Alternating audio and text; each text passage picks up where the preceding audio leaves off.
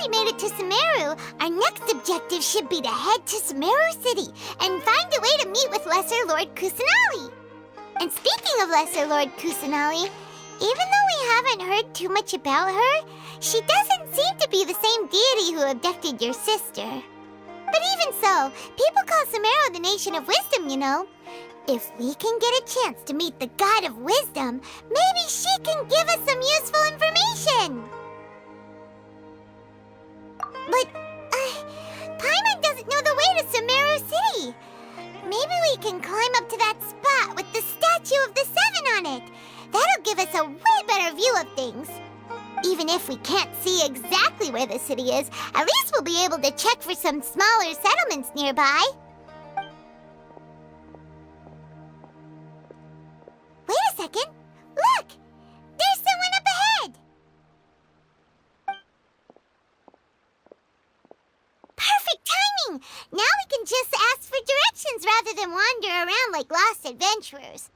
Hey there! We're not from around here and seem to have gotten a little lost. We'd like to ask for some directions. Huh? Did they not hear Paimon? Hey! You over there! Could you give us some directions? Huh? What's going on here? There's no way she could have missed that. Wait! Could she be ignoring us? How dare she?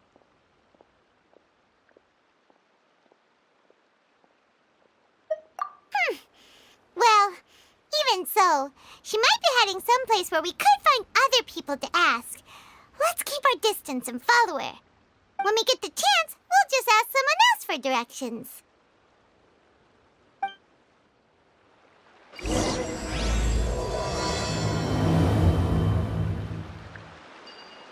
Come on, let's follow her. Just keep quiet and make sure she doesn't notice us.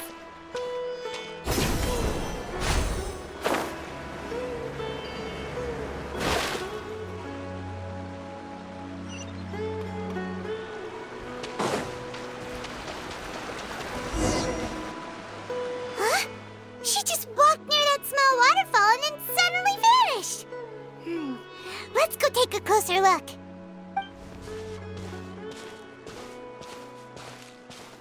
Paimon thought this cave would lead to a village or something, but, it looks like that's not the case. Look, she's sitting over there. Wait, she couldn't possibly be living here, could she? What should we do now? Do we try asking her for directions again? Alright then. It's not like we have anyone else we can ask. Even if she's not very friendly, we just need her to point us in the right direction. That's all. Oh. What a lovely smell. It's coming from that censer over there. This is definitely not your typical place to call home, but at least it smells nice. Maybe living here wouldn't be too bad after all.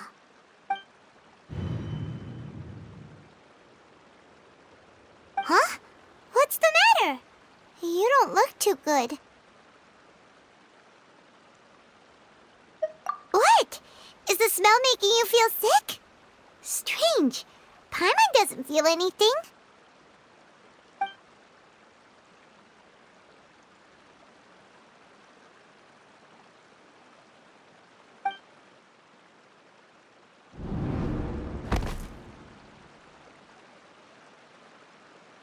What's happening?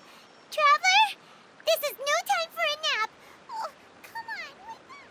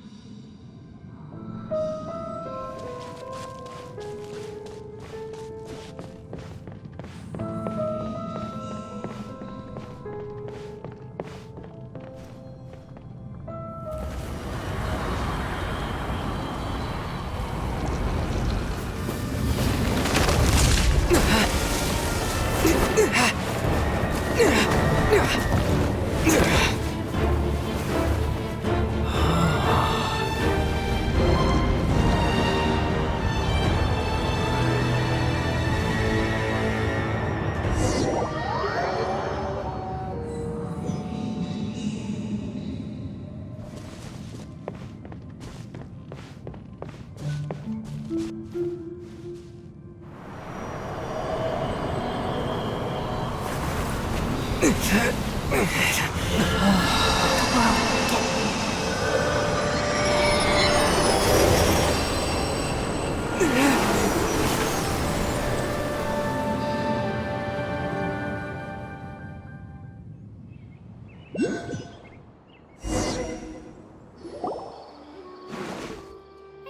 it's not serious? The Traveler's been out for a long time now. Yes, you can relax. Believe me, Master is extremely knowledgeable. If he says that he's going to be alright, then there's absolutely nothing to worry about. Oh, are you awake now? Oh, thank goodness! Traveler, you're finally awake! Well, we're at... good question. Where are we? Paimon was in such a panic when you passed out that she even forgot to ask what place this is. This is Gandharvaville. It was originally built by scholars from Sumeru as a place to rest in the rainforest. Now it's mainly used by the forest rangers as a base of operations. My name is Kale. I'm a trainee forest ranger. My master and I found you passed out during our patrol, so we brought you here. Oh, no thanks are necessary. I didn't do anything, really. By the way, how are you feeling now? Any discomfort?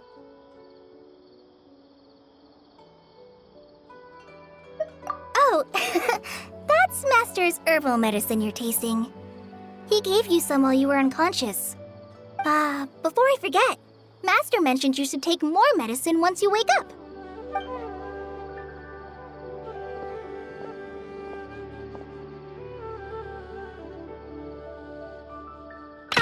Whoops! Kale, what's the matter? Were you trying to retrieve the medicine? As I've already told you, you must be careful with these. I'll get it for you once I am finished here. Sorry, Master. Now, the Guide to Avidia Forest's edible fungi is clearly posted on our bulletin board, but if Farbode forgets which mushrooms to avoid one more time, I'll have no choice but to leave the guide somewhere a little more visible. Like right smack on his forehead so others can remind him to be careful. Right? This is the second time he's come down with food poisoning this month. I'll be sure to give him a good talking to. Yes, please do. If, on the off chance, Farbode simply enjoys having little imaginary fairies dance before his eyes, then we'll just let him be. But the next time he requires any of our medicine, be sure to charge him accordingly.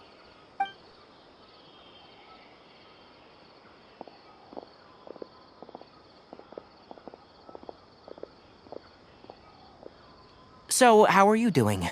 Feeling better? Oh, this is my master, Forest Watcher Tighnari. He is chief officer over all the rangers here in Gandharvaville. I already informed Paimon about the reason you fell unconscious earlier. But now that you're awake, let me explain it for you as well.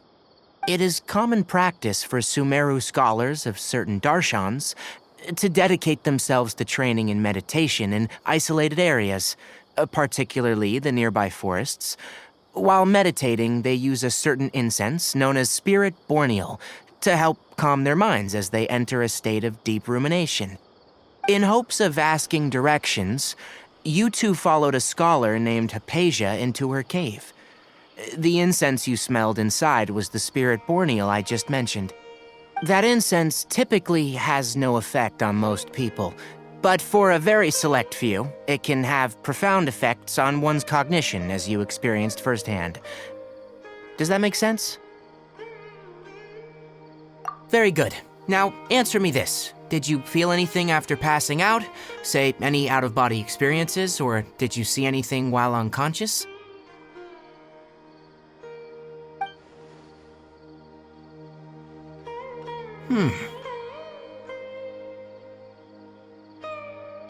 Kale, let the others know to stop bringing their patrol logs here for now.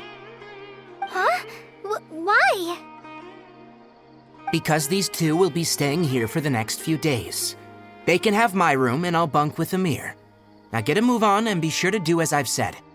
Yes, Master Tighnari.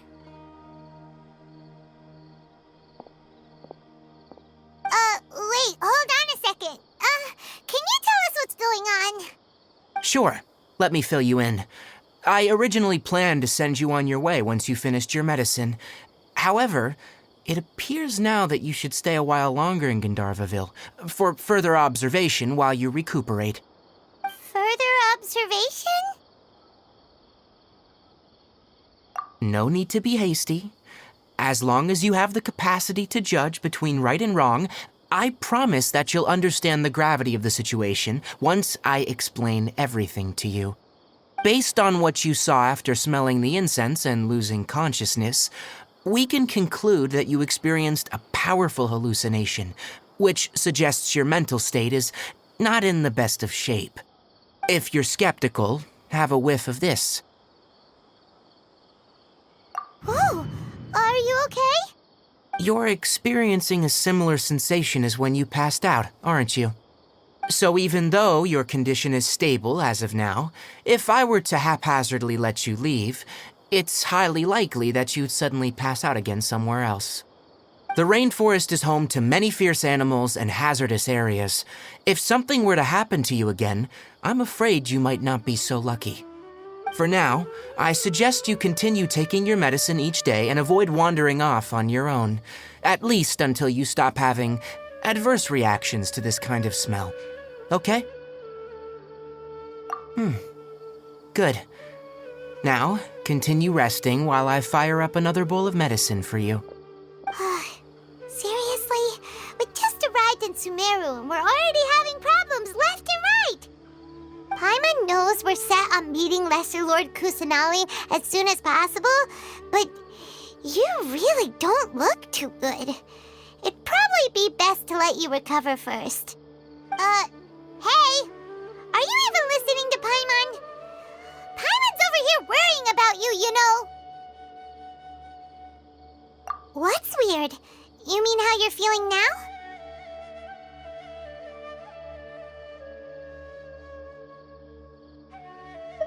You mean the vision of tree roots and red skies you saw?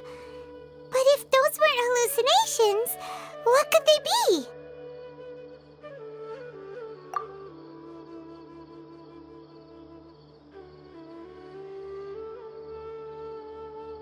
Well, considering how unique you are, Paimon trusts your judgment here. But why didn't you say anything about it to Tighnari? If he misjudged your condition, then there's a chance you could get worse, right? Huh?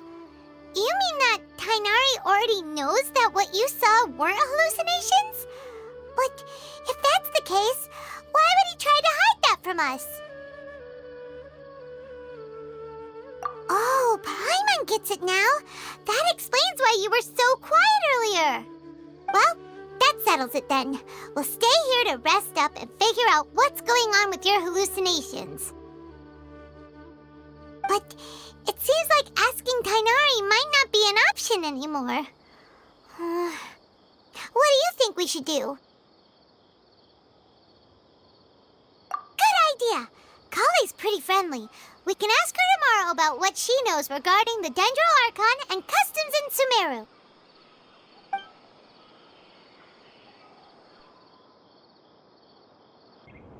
Rise and shine! Come on, it's time to go find Kale!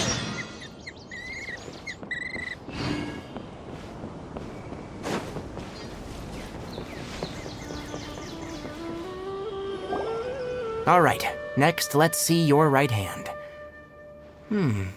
Not bad. But please remember that you still need to be careful, understand? Yes, I will. By the way, Master, I still haven't received the patrol route for today. Look, Kale, today's patrol will be a long one, so you won't be coming along this time. Besides, there's a chance we may encounter... Well, you understand. But I have a vision too! Am I useless to everyone now? Don't talk like that, Kale. This is not something you need to be worrying about right now. Ah, there you are. Feeling any better? Yeah, since we'll be staying here for now, we thought we might as well try lending a hand around here. Seems you're not the type to sit back and take it easy for a while, huh? In that case, perhaps Kale could take you two for a patrol south of Gandharvaville for the day. And if you're feeling up to it, you can be responsible for cleaning the Statue of the Seven. Tighnari, we're ready to head out. Got it! I'll be right there! All right, we'll be heading into the forest now. I'll leave any further details to Kale. Yes, you can count on me. So, Kale, what exactly are we going to be doing today? Tighnari mentioned cleaning the statue just now, but, that doesn't really sound like the job for a ranger. Well, a forest ranger's responsibilities can be pretty diverse. They handle a variety of tasks, like checking the condition of outlying roads, maintaining forest facilities, ensuring fire prevention standards are met, and providing assistance to travelers and locals. As for Master, well, he has to handle more dangerous areas of the rainforest. Today we can perform routine checks on the pathway lamps as we make our way to the Statue of the Seven. Paimon, traveler, this way! You can leave the task of checking the lamps to me. In the meantime, you two can keep an eye out for anything unusual.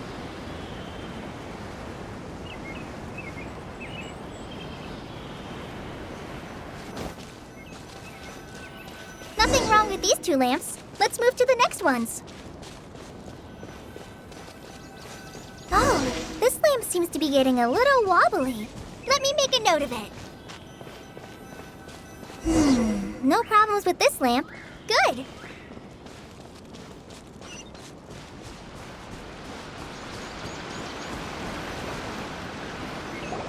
The Statue of the Seven is up on top of that large rock formation. You must have seen it when you came down this road before. It's pretty high up there, isn't it? Don't worry. If you're afraid you can't make it up there, I'm sure Master wouldn't mind if you don't clean the statue. Oh? I guess I'll leave it up to you then. There's not much footing once you reach the statue, so be careful up there. Paimon will fly up with you and help you with those hard-to-reach areas. By the way, Kale, do you know anything about the Dendro Archon? You know, what's she like? That depends. Are you referring to Greater Lord Rukkhadevata or Lesser Lord Kusanali? Huh? Greater Lord Rukkhadevata? Oh, is that the name of the former Dendro Archon? Uh-huh. Greater Lord Rukkhadevata was Sumeru's first Dendro Archon. She created the rainforest as well as the wall of Samiel around the desert. Her works provided a means of peaceful living for everyone. To the people of Sumeru, she's not only a symbol of wisdom, but also of power and kindness. Unfortunately, she disappeared in a great calamity that occurred a few hundred years ago.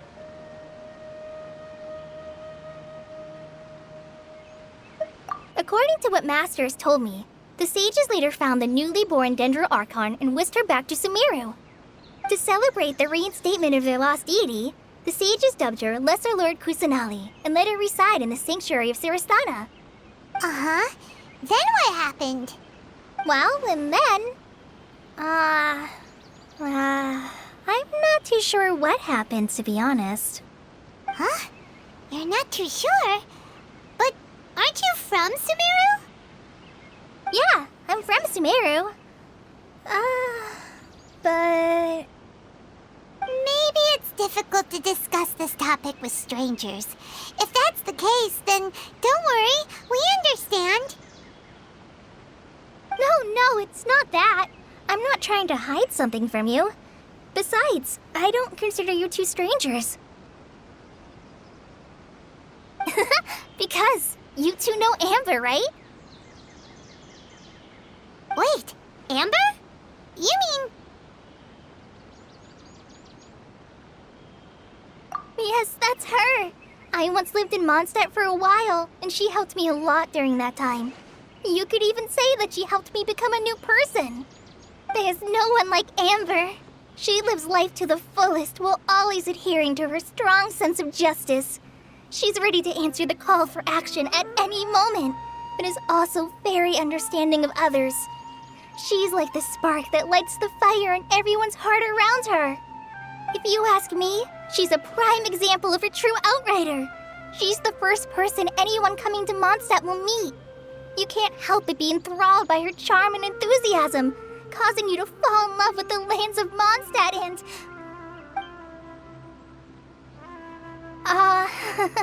sorry.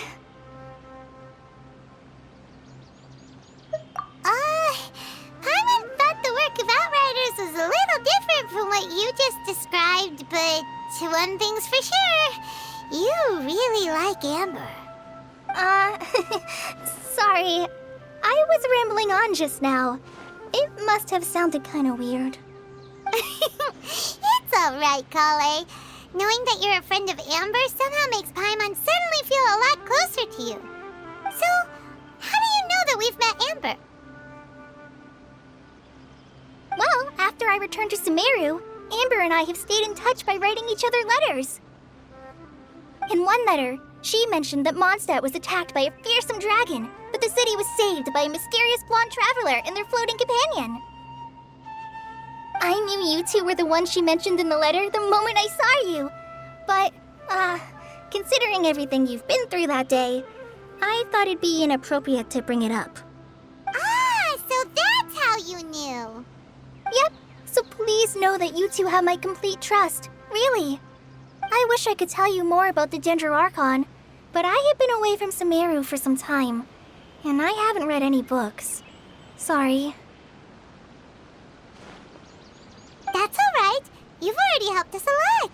We had never even heard of Greater Lord Rukkhadevata or the Sanctuary of Surasthana until you mentioned them. Oh, I'm happy that was helpful. There is one thing I want to ask, though. Why do you two want to know about the Dendro Archon?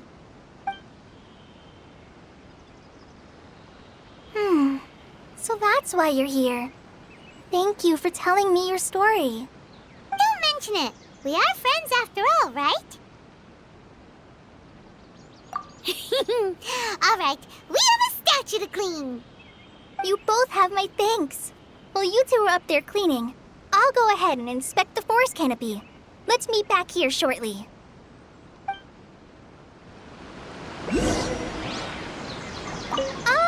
I'm not a very good climber, so I'll just let you handle the statue. I'll go check the facilities up ahead. By the way, once we're done with our work here, would you like to chat some more?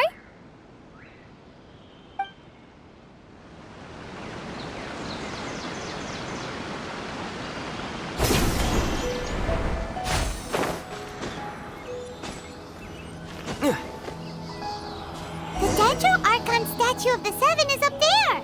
You should try touching it like the other ones we found on our journey. Paimon bets you'll definitely get a response from the Dendro Archon.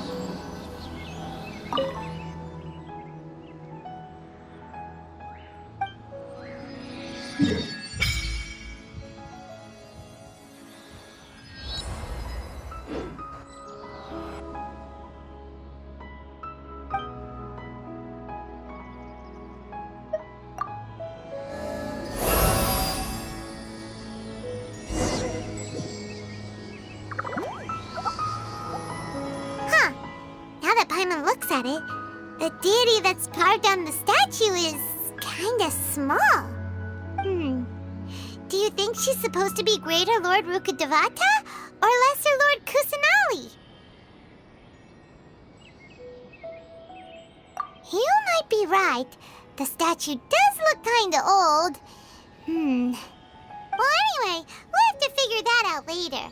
For now, let's focus on our job and clean up this...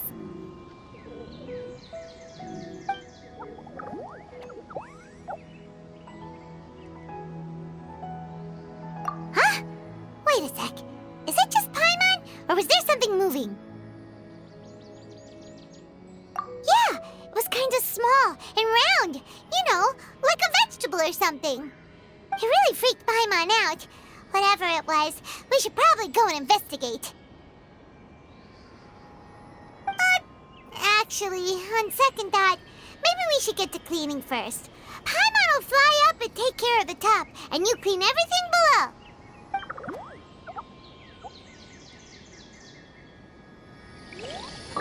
Nice work. That's one clean statue. Let's head down and meet up with Kale.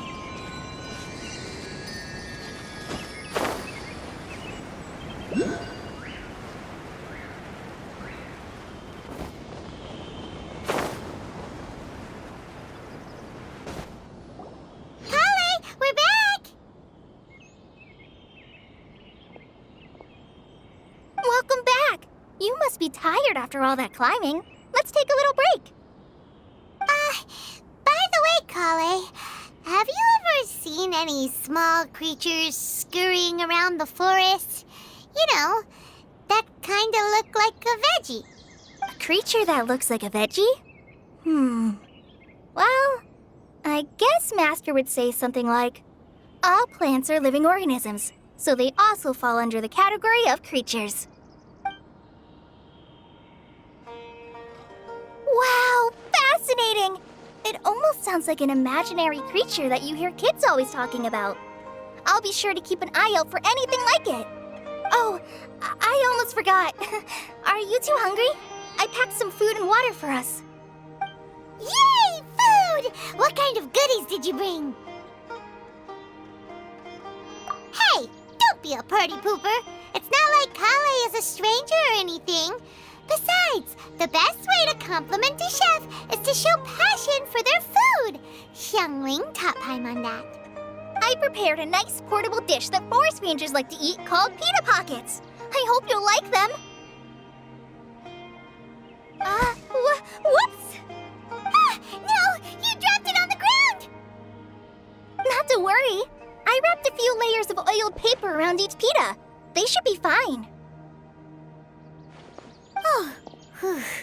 Paimon nearly had a heart attack there.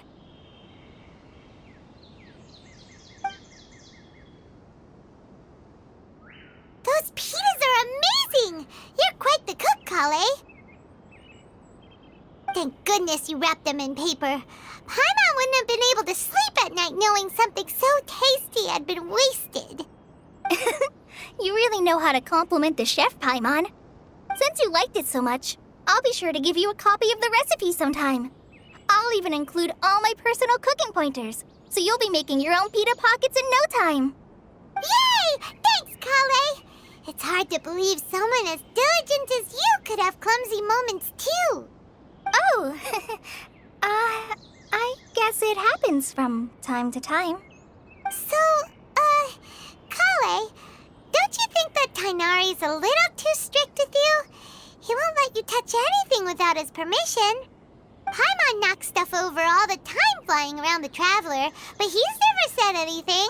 Everyone has their clumsy moments. No, you've got the wrong idea about Master. Sure, he may seem a bit harsh at first, but with some time, you'll see that he's actually very kind-hearted. I've heard the veteran rangers say that Master is from some ancient and mysterious race that is known for their cunning wit and reclusive nature, but Master is actually very kind at heart. Oh, by the way, you've heard of the Academia, right? Well, there's a group called,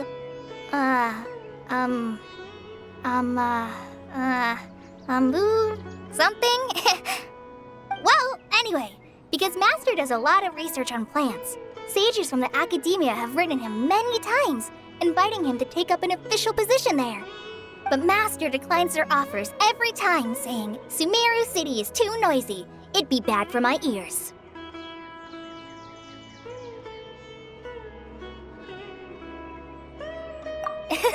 Seems you already know him well. Anyway, I'm sure the sages were not happy about his responses. Master could obviously have a bright future in the Academia, but he insists on sticking to the path of a forest watcher.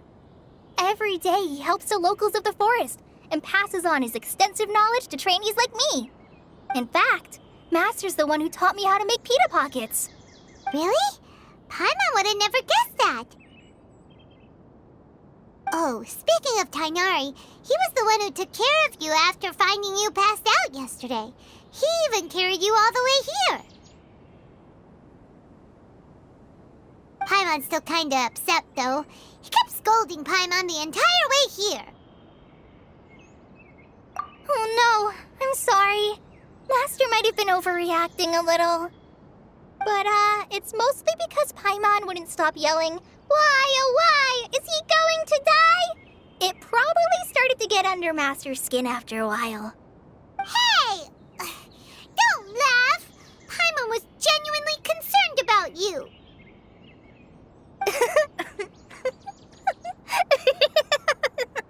Hey! Now even Kali started to laugh. Ugh, that's it! Paimon won't forget this! It's time for some Paimonial wrath! No! Don't touch me!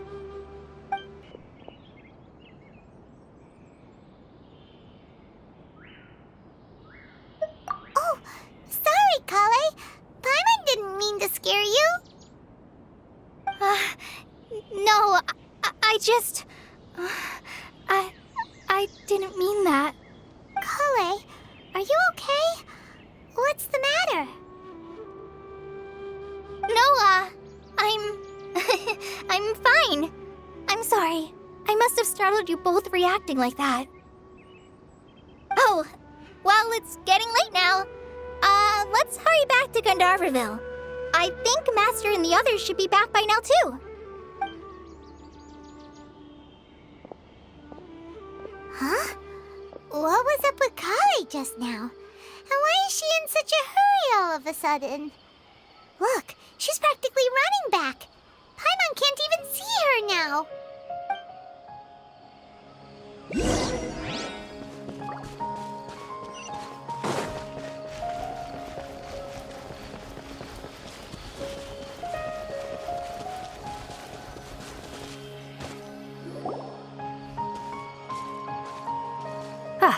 Traveler, you've returned. Yep, we're back. Have you seen Kale by any chance? Oh, Kale? Yes, I saw her go into her room just a moment ago. Oh, okay. Guess we'll just have to wait and talk to her tomorrow then.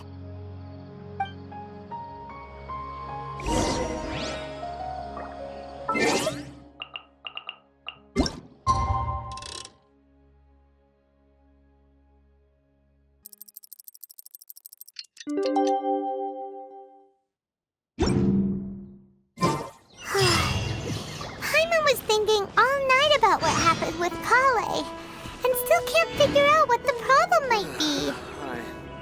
Maybe she's in a better mood now. Let's go check on her.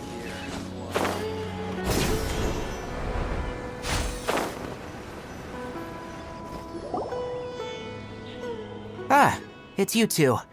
I was just about to go look for you. Huh? Tighnari? What are you doing here? Where's Kale? I came to check on Kale's condition. To put it simply, she's not well. You mean she's sick? How could she be... Oh, wait a minute. Could it be because of what Paimon did yesterday? No need to worry. Something as small as you could never harm her. This sickness is something that Kale has been dealing with for some time. Kale has been more excited than usual since you two arrived. A little too much so, to be honest. She hasn't remembered to take care of herself. I suppose it's understandable, though. She hasn't been around anyone she considered a friend for some time now. It must have been refreshing for her to have you two here. So, Tighnari, what's really wrong with Kale? Let's take this conversation elsewhere. Kale just fell asleep after taking her medicine. She needs some peace and quiet.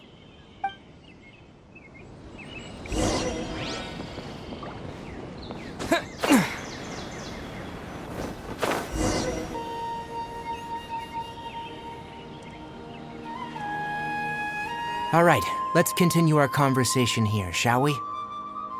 To be honest, I hadn't realized you were that honorary knight from Mondstadt until Kale told me just now. I've also heard all about your deeds in Liyue and Inazuma. So just to clarify, what I'm about to tell you about Kale is not because of who you are or your past feats. Instead, I am going to tell you because Kale asked me to. And honestly speaking, I was against Kale revealing her past to you. But she insisted, saying you two treated her with sincerity and as a friend. So now she wishes to reciprocate the gesture. So, Tainari, what exactly is wrong with Kale? You said this is something she's been dealing with for some time. Just how serious is it? Right. Ever since she was a child, she's been afflicted with a disease called Elazar. Elazar? Yes. It's a disease unique to the lands of Sumeru. It is characterized by dark and hardened scales that form on the body. At first, the afflicted may only feel mild numbness on affected areas of the skin. However, as the disease progresses, one may begin feeling fatigued and even experience peripheral paresthesia. In its final stages, the disease strips a person of the ability to control their own body, and they effectively become completely immobile. That sounds terrifying. Wait, hold on. So when Kale seemed to be acting a little clumsy earlier, it was because... Correct. That would be the effects of Elazar, which is precisely why I do not want her carrying or holding anything, lest she ends up hurting herself. With appropriate treatment, the disease can be effectively controlled before it progresses to a more serious stage. However, there is unfortunately still no true cure for Elazar. Nevertheless, Kale's mother still hoped that there was something out there. She handed Kale over to an organization known as the Fatui after one of their members lied and said they had a cure. What? The Fatui? Ah, it appears you already are familiar with them. That'll save me some explanation. Anyway, the person who eventually rescued Kale and brought her to me for care said that she had been given to a harbinger known as the Doctor. I have no idea how this doctor managed to do it, but her case of Elazar was completely stable for all the years that Kale was with them. However, Kale's days with the Fatui were anything but pleasant. Kale is a resilient individual and always tries to appear cheerful, but her experience with the Fatui has left deep scars. Even now, she can still feel deathly afraid of someone touching her. Oh, Paimon had no idea Kale's been through so much suffering. Oh, by the way, Paimon, Kale wanted me to tell you that she's sorry for scaring you yesterday. She also wanted both of you to know that she's sorry for hiding her illness. She doesn't need to apologize. None of this is her fault at all. Well said. I hope you'll get a chance to tell her that in person the next time you see her. Kale once thought that it would be impossible for her to have any real friendships. I trust that you two will never let my trainee experience such emotional pain again. Don't worry, Tainari. We'll take good care of her. Well, it's not too serious at this point. She overexerted herself the last couple of days, which is what led her to break down this time. As long as she has taken her medicine and gets plenty of rest, she should get better. Though I must admit that Kale's condition was much more stable when she first arrived here in Gandharvaville. She was interested in the work of the forest rangers the moment she saw us. I could see that she was serious about learning, so I felt compelled to ask her to join us. Her stamina has gotten much worse recently. Though a moderate amount of physical exercise is always necessary, I'm afraid the long-distance patrols are a little too much for her now. Alright, now that I've told you about Kale's past, I think I'll head into the rainforest to find some ingredients needed for her medicine. I'll see you two later. Yeah, we'd like to do something to help Kale too. Alright, but I must warn you two. The rainforest is a dangerous place, especially for someone who's still recovering, like the Traveler. You must follow closely and listen to every instruction. No problemo. Let's go then. We'll be looking for a plant known as the Nilot Pala Lotus. It's often used to help those afflicted with Elazar recover their energy. Hey, Tainari, where exactly are we going to find this plant? Nilot Pala Lotuses can be found all over the rainforest, but it often grows right here around Gandharvaville. Given the name, it sounds like we should be looking for it in the water. You are correct. The Nilot Pala Lotus grows in the water. When fully matured, They look like giant blue flowers floating on the water's surface. Quite an attractive species, if you ask me. The large petals are actually the plant's leaves and sepals, which surround a very small flower. You should note that many of the plants found in Sumeru have names that are contrary to their species. Take the Calpulata, for example. The plant is not a lotus at all, but rather a vine. And then there's the Sumeru rose, which is not a rose and is completely contrary to its name. Oh, okay then. Note to Paimon, never bring up the topic of flowers with Tighnari.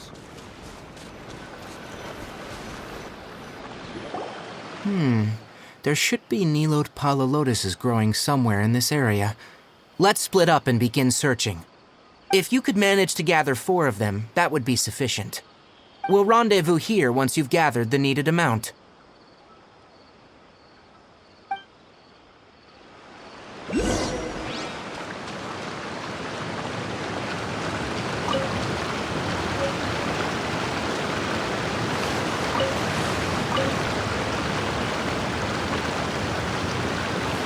Alright, we've gathered enough Nilode Pala lotuses. Let's head back to meet Tighnari.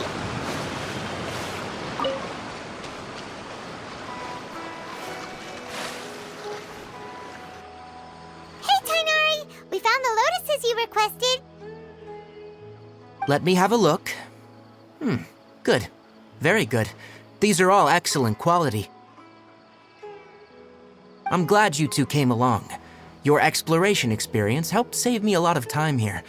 It seems we even have enough time to stock up on other things I need. Hey, Tighnari!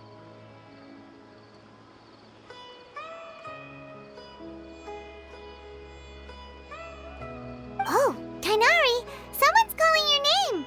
They're dressed like a forest ranger. Ah, yes, that's Amir and the others. But didn't they just set off not too long ago? What are they doing back so early? Let's go find out what's going on.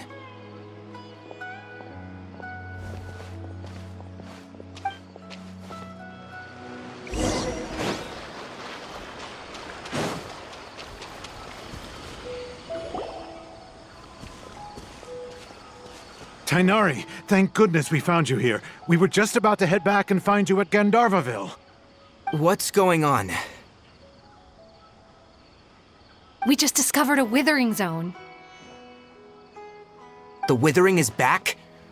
But the patrol route you were on should have been already cleared just a week ago. It reappeared so quickly. Can you tell me the exact location? It's up ahead, deep in the river valley. It's appeared in a spot that blocks nearly the entire narrow part of the valley area, so we decided to come find you as quickly as possible.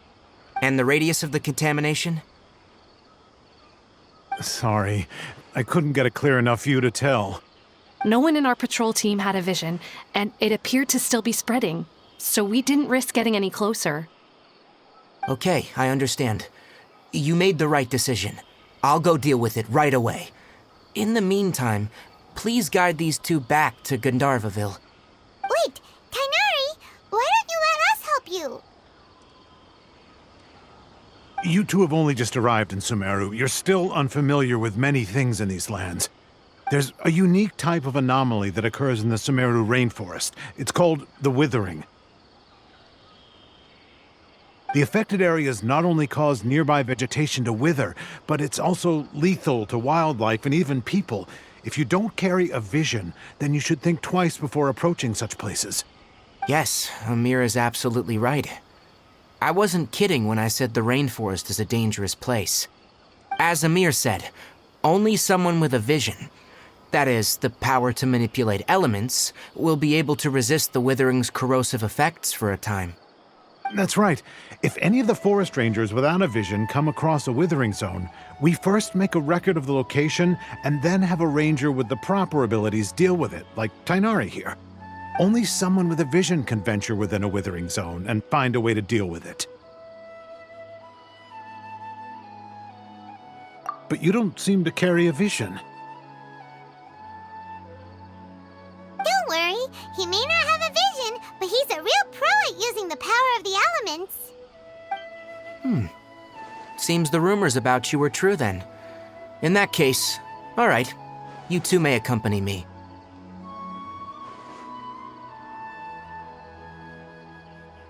We typically only teach visitors how to identify the Withering as they're about to leave Gandharvaville. We'll make an exception today and show you what it looks like up close.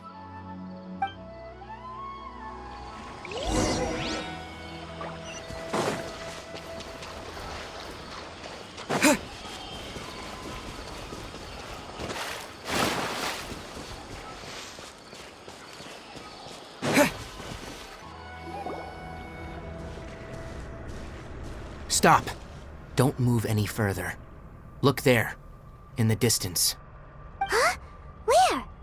Oh, look! Those plants have withered! That whole area is kinda gloomy. Even the air looks like it's filled with ash. Oh, Paimon doesn't like the look of this. That is the Withering. All right, Traveler. We're gonna have to enter that Withering zone. Once inside, we'll need to look for what we call tumors of the Withering. If we eliminate those, then the area will be saved. Thank you.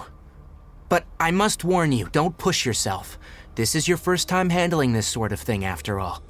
Even with elemental powers, once you step inside the Withering zone, you may experience extreme discomfort. If at any point it becomes too much, return outside the zone and take a breather. It could become a matter of life and death. You ready then? Let's go.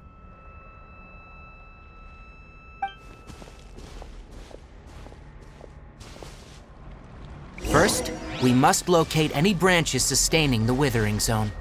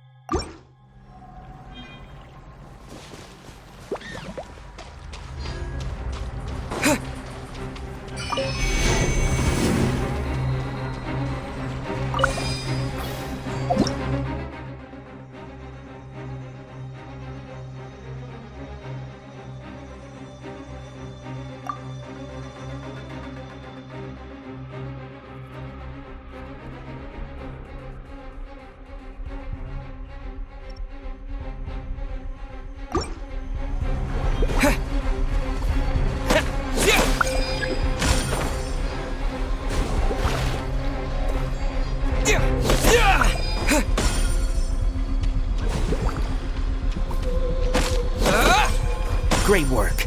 Now that all the branches have been cleared, we'll need to take care of the tumor.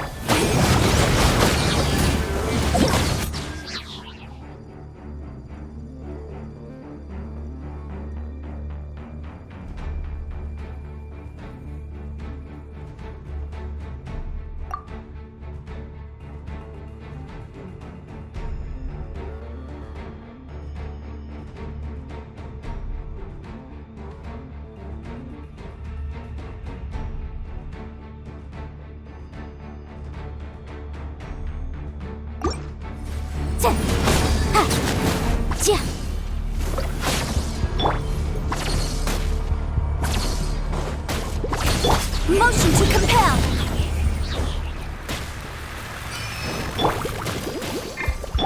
Scatter! Our bond is strong! Now! Destroy the tumor of the Withering!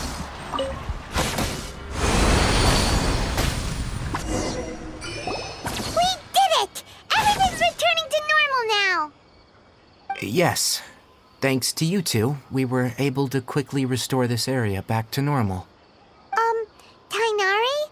You make it sound like we did well, but why does Paimon have the feeling you're worried about something? It's that obvious, huh? Alright, it's like this. Recently, the rate at which withering zones appear has been increasing. Even though we were able to quickly clear that withering zone, it won't be long before another one appears. If that simply meant more work for me, then that wouldn't be an issue. But it's far more severe than that. The withering is leaving lasting effects on the rainforest itself. For instance, even though we cleared out the withering zone, many of the plants that were affected will not recover. This presents a crisis for the ecosystem itself. Many plants in the rainforest are already in decline, directly impacting the wildlife that depends on those plants. And most disturbingly, as the appearances of withering zones have started to increase, Kale's case of Elazar has also become more serious. Huh? But why's that? I'm still not sure of the exact reason.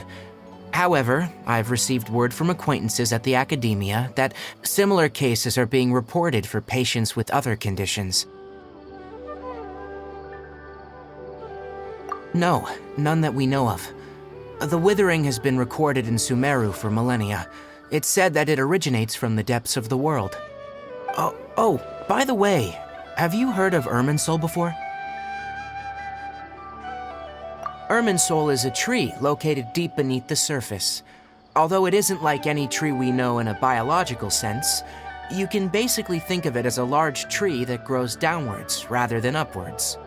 I'm sure you've heard of ley lines, right? They're like the roots of Irminsul, spreading and extending from a massive cavern deep underground all the way up to the surface.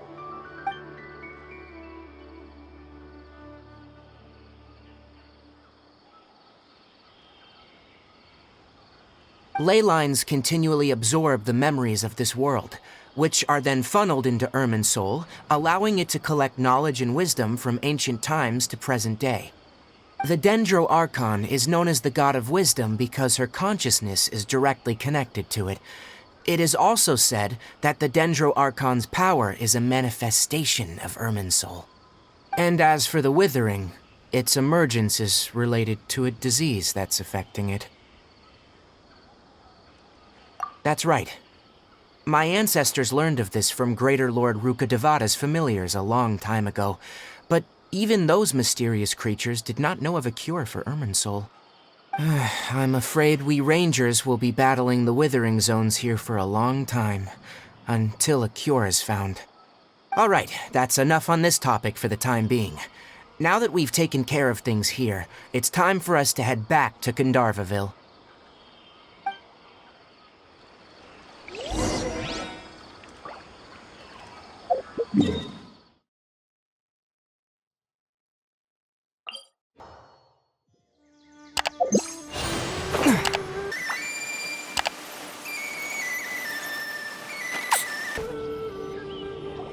Oh, Tighnari, you all made it back. How did it go? The withering zone you reported has been taken care of. No need to worry. Huh? Wait, is that? Oh no, Hypatia!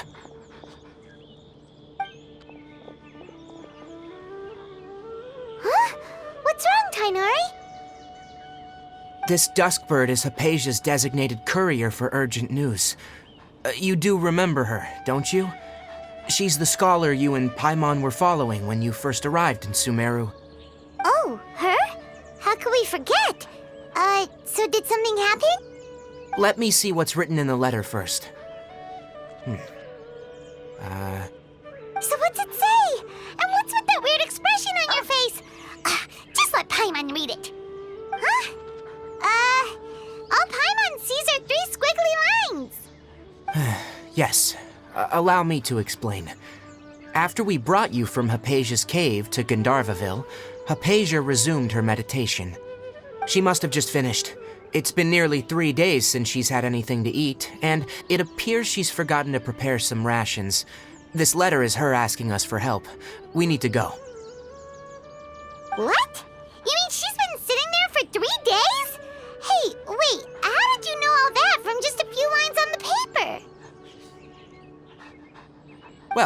obviously because this has happened before. Last time she drew 5 lines, and by the time we found her, well, I'd prefer not to remember that. Needless to say, Hypatia's been through worse, but we should still get to her as quickly as possible. I've got some emergency rations set aside for times like these. Paimon, Traveler, could you two bring these to her? Wait, you want us to bring her the rations? But will the Traveler be okay if her cave is still filled with that funny incense? Let's find out. Here, Traveler, take a smell and see. So, how do you feel?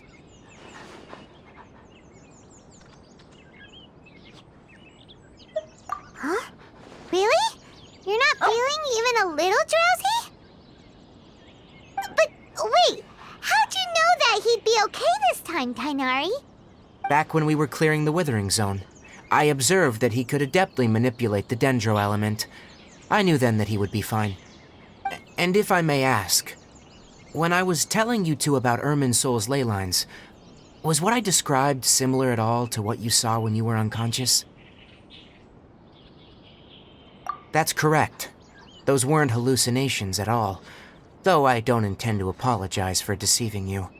Because what you saw is of significant importance, not just for the nation of Sumeru, but the entire world of Teyvat. My forefathers were shown much favor by Greater Lord Rukkhadevata. We took an oath to protect this nation together with her. Now that that duty has fallen to me, it was a part of my responsibilities to ascertain whether you could be entrusted with the fate of Sumeru. Now, after seeing you in action with my own eyes, you have earned my confidence, and I no longer feel the need to hide any secrets from you.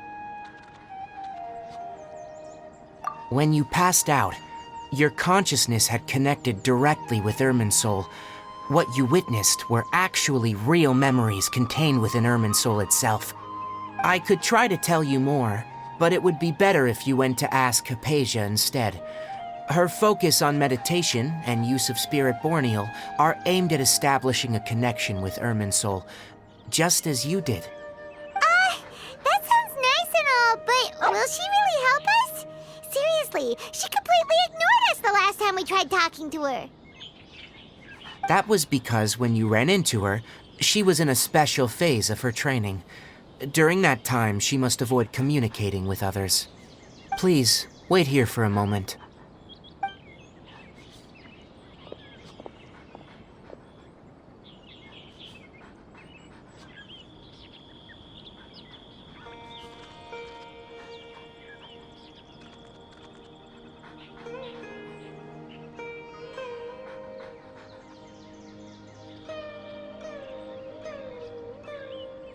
Here, take these.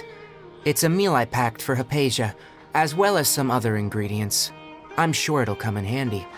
Also, here's a letter that I would like you to give to her. Just show it to her, and she'll answer any questions you may have. No, I should be the one thanking you. You've both been a great help these last few days.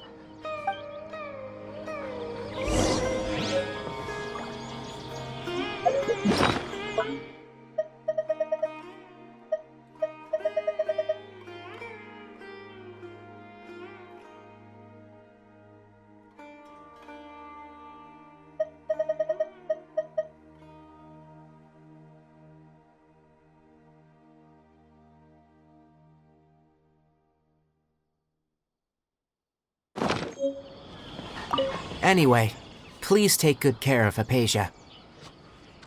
I'll go prepare Kale's medicine now.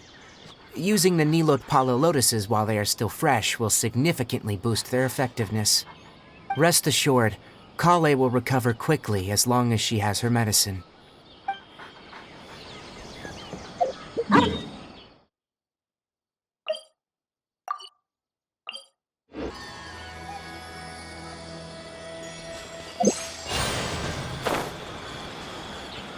Hypatia should still be in the cave. Let's go inside and see how she's doing.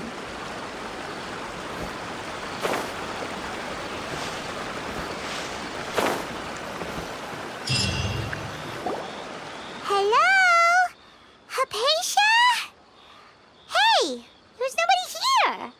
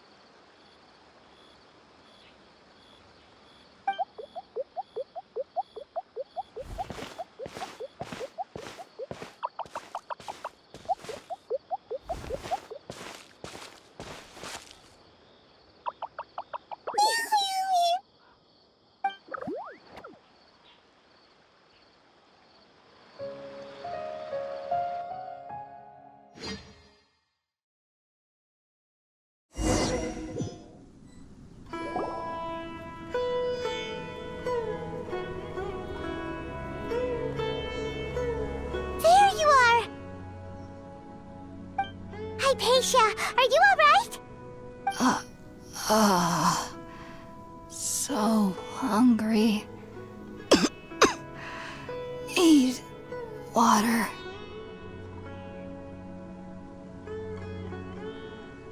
There's no way we can get her to eat in her current condition. Let's try finding some water first. Huh? Wait, why does it look super foggy outside all of a sudden?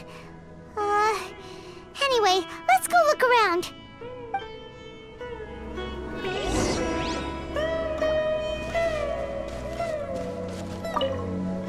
So hungry.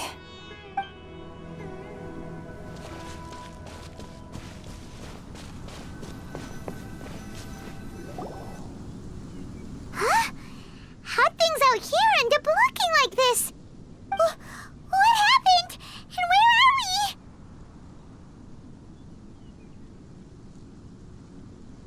Really?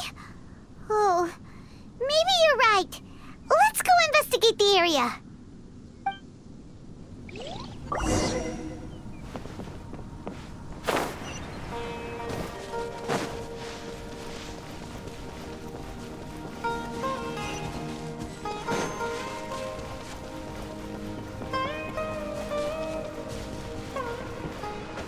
Wow, this place is huge!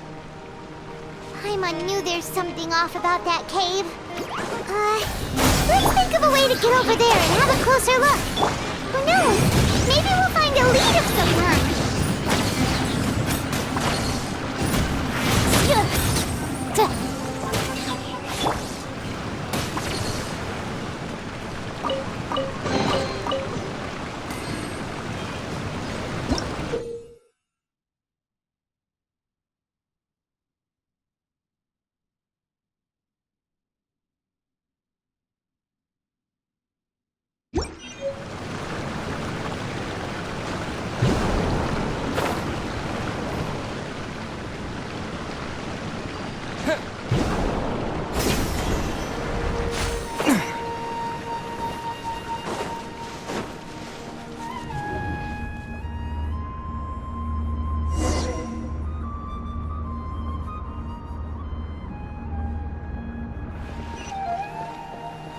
Huh? What happened just now? Why'd everything around us suddenly change?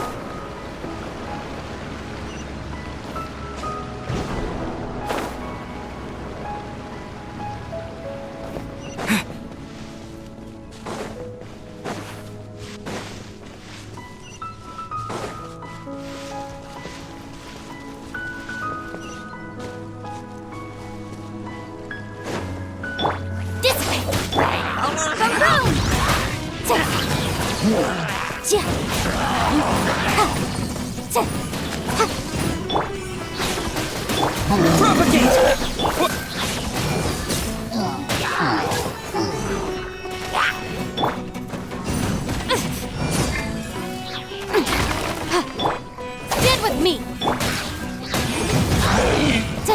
Yikes!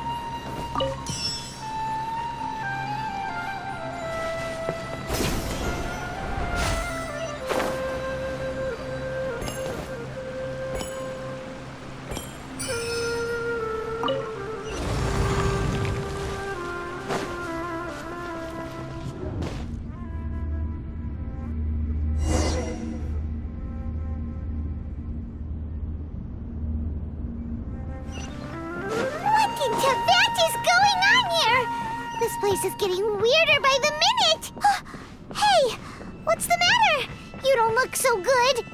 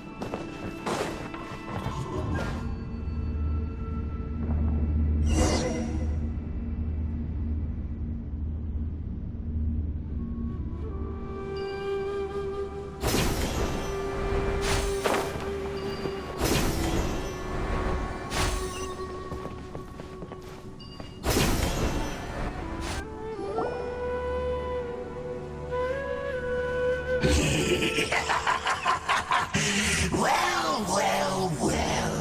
Looks like we meet again, traveler. The Abyss Herald! What are you planning to do in this strange place? Strange place. Plotting. You needn't worry about such things. They don't concern you.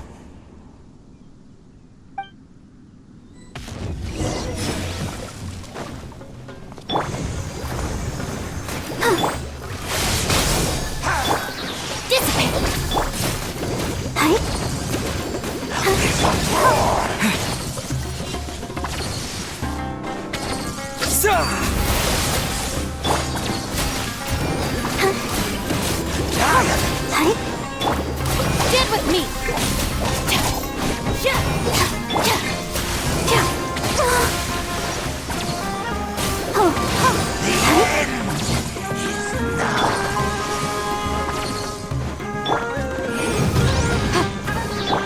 Scatter! Dissipate! Huh?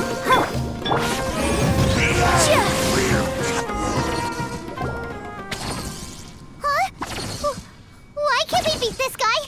Oh, Paimon doesn't get it! We faced others like him before! What's wrong this time? Traveler, though you may have managed to avert countless crises before, your good fortune was bound to end sooner or later. It's time you realize how weak and powerless you really are. Your sister. Oh, pitiful traveler. Are you really so ignorant?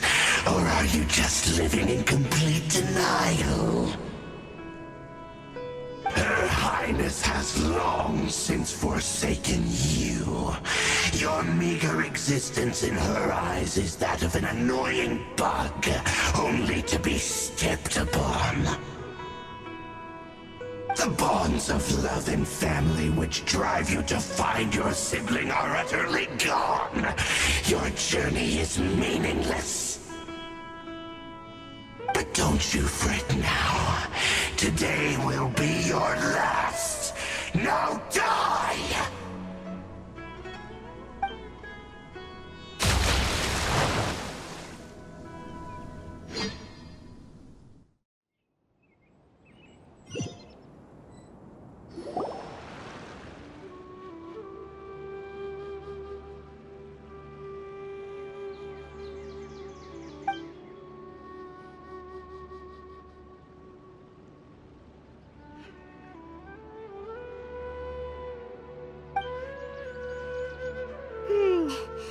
What do we do? We haven't seen Hypatia anywhere out here. Oh, there she is! Quick, let's see how she's doing. So sweet. Well, the good news is that she's still conscious. Hey, why'd you drop her food on the floor like that?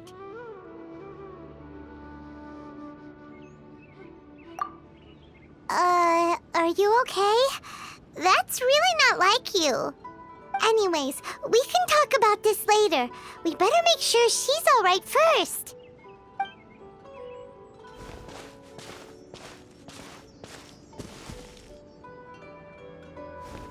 Whoa, wait a sec.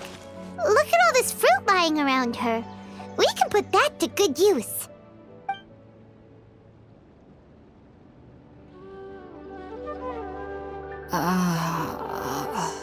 Who is there?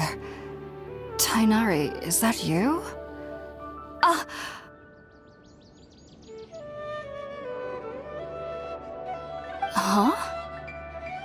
It's okay. You can relax, Hypatia. Tighnari sent us here to bring you some food and water. Here, we have a letter that he asked us to give you.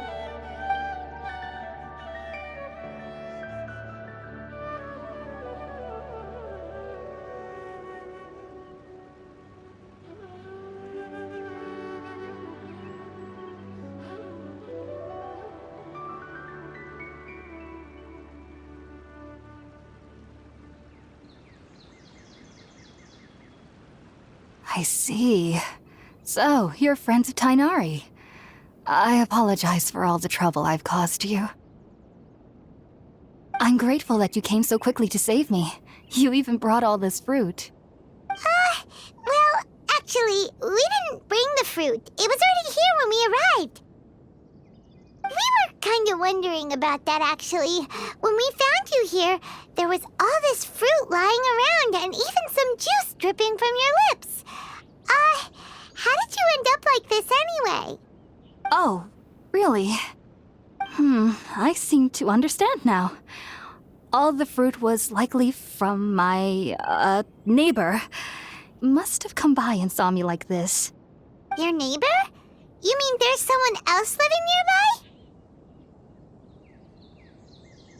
nearby? Oh? So you're able to see them too?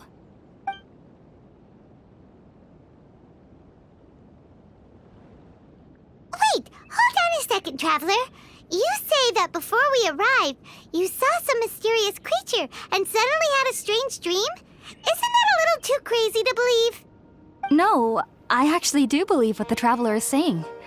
I myself had a similar experience once before and ended up scaring my timid little neighbor here. You needn't worry.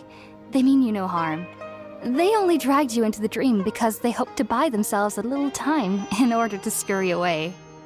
So, Hypatia, just what kind of creature is your neighbor exactly? I'm not sure what it's called, to be honest. But I do know that they have some sort of deeper connection with the Dendro Archon. I know this because the first time I saw them was also the exact day my consciousness was able to form a connection with Irminsul. Even after I opened my eyes and stopped meditating, my heart was still pounding, and my mind was racing with all the knowledge that I had touched. And at that very moment, I suddenly noticed a small figure at the opening of the cave. In my curiosity, I began to walk over to the creature. They must have already been used to me living in the cave, because they didn't seem to mind me approaching them. They just kept doing whatever they were up to. It wasn't until I crouched down next to them that they suddenly realized that I could see them. Oh! And then? And then I had a dream. By the time I came to, they were nowhere to be seen. I was convinced they'd never show up again. But sure enough, I saw them nearby a few days later. And they weren't alone. I feel like they aren't as afraid of me as the first time I approached them. But I never would have expected them to save me. Yes, no doubt about that. By the way, Tighnari mentioned in his letter that you had questions for me regarding Irminsul.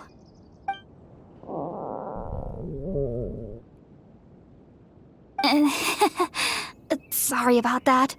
Sounds like just drinking juice still isn't quite enough for my stomach. Well, if somebody hadn't dropped the food earlier... Anyway, looks like we'll need to prepare something ourselves. Besides, Paimon's getting hungry too. Let's eat first and talk about Irminsul later. All right, we're up. traveler. Today's menu will feature sweet madame and a radish veggie soup. You'll love them, Hypatia. They're our specialties after all. Sounds good. I've never tried any dishes from other nations before. I certainly look forward to it. It's been so long since I've had a decent meal, too. To be honest, the last time had to be when Tighnari came to visit.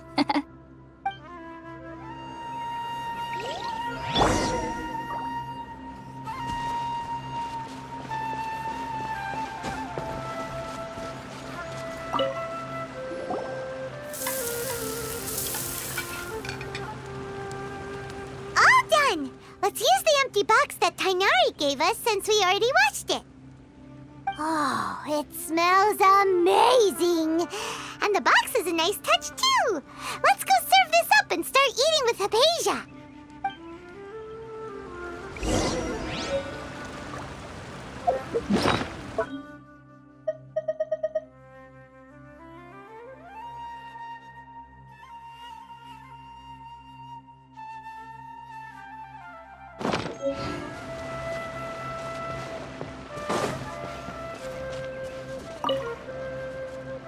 Are you already finished cooking? Smells delectable. I'm truly thankful whenever I can enjoy a proper meal like this. Cooking really isn't my forte.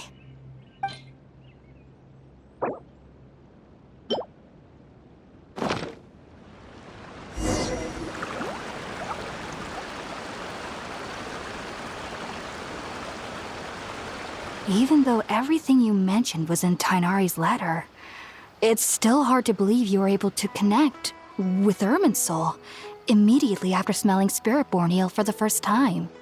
It took me nearly 3 years before I could do so. And everyone at the Academia even lauded me as a genius. You should know that some researchers spent their entire lives without ever successfully connecting with Irminsul as you have. So why does this incense allow people to connect to Irminsul? The ingredients used to make Spiritborn Ale primarily consist of plants created by Greater Lord Rukkhadevata. These special ingredients are conducive to heightening our senses to the Dendro Archon's power. Since the root of the Dendro Archon's power lies within Irminsul, we can occasionally tap into her powers to peer into the depths of the earth. That's all right. I'm sure you'll come to a clearer understanding as you remain in Sumeru. Makes sense. But Paimon's got a question. Why was he sensitive to the smell of those plants for such a long time? That was primarily due to his body's unique constitution. Stimulated by the incense, he could perceive the Dendro Archon's power and experience the sensory overload, hence the adverse reactions. Taking in any scent similar to the ingredients of Spiritborn Ale would cause adverse effects. Not to worry, though. It appears you've already fully recovered. Technically, your body should still be sensitive to the powers of the Dendro Archon, but unless you're using intentional meditation techniques, the scent of Spiritborn Ale should no longer trigger such reactions. Whew. Well, that's a relief. I must admit, I am quite envious of your abilities. Even if it meant suffering from pounding headaches for the rest of my life, I'd consider it worthwhile so long as I could connect with Irminsul at will. Whoa, you're really serious about this whole thing, aren't you? I am a researcher after all. As a member of the Ritawas Darshan at the Academia, my main area of research is the stars and their connection to the fate of living beings. But there is still so much we don't know, especially regarding the mysteries that lie in the starry skies. Which is why I must turn to the all-knowing Irminsul for answers. If only my perception wasn't so limited. Unfortunately, I cannot guarantee that my every attempt to attune with Irminsul will be successful, or that doing so will leave my consciousness intact. I am currently in the stage of training known as Satyavada life. Many researchers in Sumeru have lost their minds while seeking to attune with Irminsul during this stage. Sages have said that Irminsul contains divine knowledge, and touching such knowledge without the proper preparations and abilities will only lead to one's mind caving in on itself. That's why we meditate alone. We need to ensure that our minds will be calm while minimizing the possibility of involving anyone else. Whoa. So knowledge from Irminsul could be super dangerous. Don't you ever feel afraid of the risk, Hypatia? Of course I do. Especially during nights that are pitch black with no moonlight, and dead silent without even the sound of insects. However, I've been feeling better as of late. I don't get as scared anymore knowing that I have a little neighbor living nearby. I believe that being able to see them is a sort of blessing from the Dendro Archon.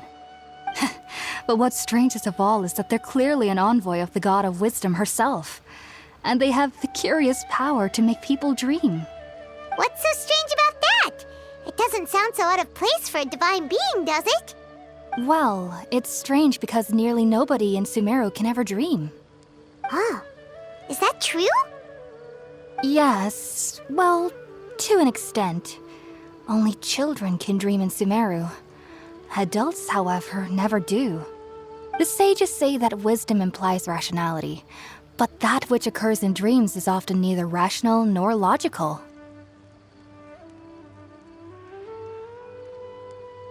Yes, if one struggles with anxieties, those emotions could influence their dreams. The fact that the people of Sumeru do not have dreams is seen as a blessing by the sages. They believe that Greater Lord Rukkhadevata, the God of Wisdom, is keeping us away from the foolish delusions you encounter in your sleep. I was born into a family of scholars in Sumeru City. Ever since I was a child, my parents would always tell me that I'll know I've grown up once I stop dreaming. I studied hard, enrolled as a student in the academia, and went on to become a researcher. Sure enough, I never dreamed again. But then, on the day I scared the little Aranara, I suddenly saw a dream again. It was incredible. Though I don't exactly remember what I saw, I clearly recall the feeling. I suddenly felt like I was a child again. Back then, I was foolish and ignorant as any youth would be, but I was free of fear. Maybe dreaming isn't as bad as we've made it out to be. Just be sure not to speak of this if you travel to Sumeru City. They'll look at you as if you've lost your mind. So, do you have any thoughts about the things he saw when he connected with Irminsul? Sorry, I'm afraid I don't have any answers as of now. All I can say is that what you saw is a memory contained within Irminsul itself. World forget me. What could that possibly mean? If only I could ascend past Satyavada life and begin Paripurna life, I might have some more answers for you. If you two are ever in the area again, please be sure to come and see me. There's no need to be thanking me. You two are my saviors. Besides, I'm already looking forward to tasting some more of your cooking.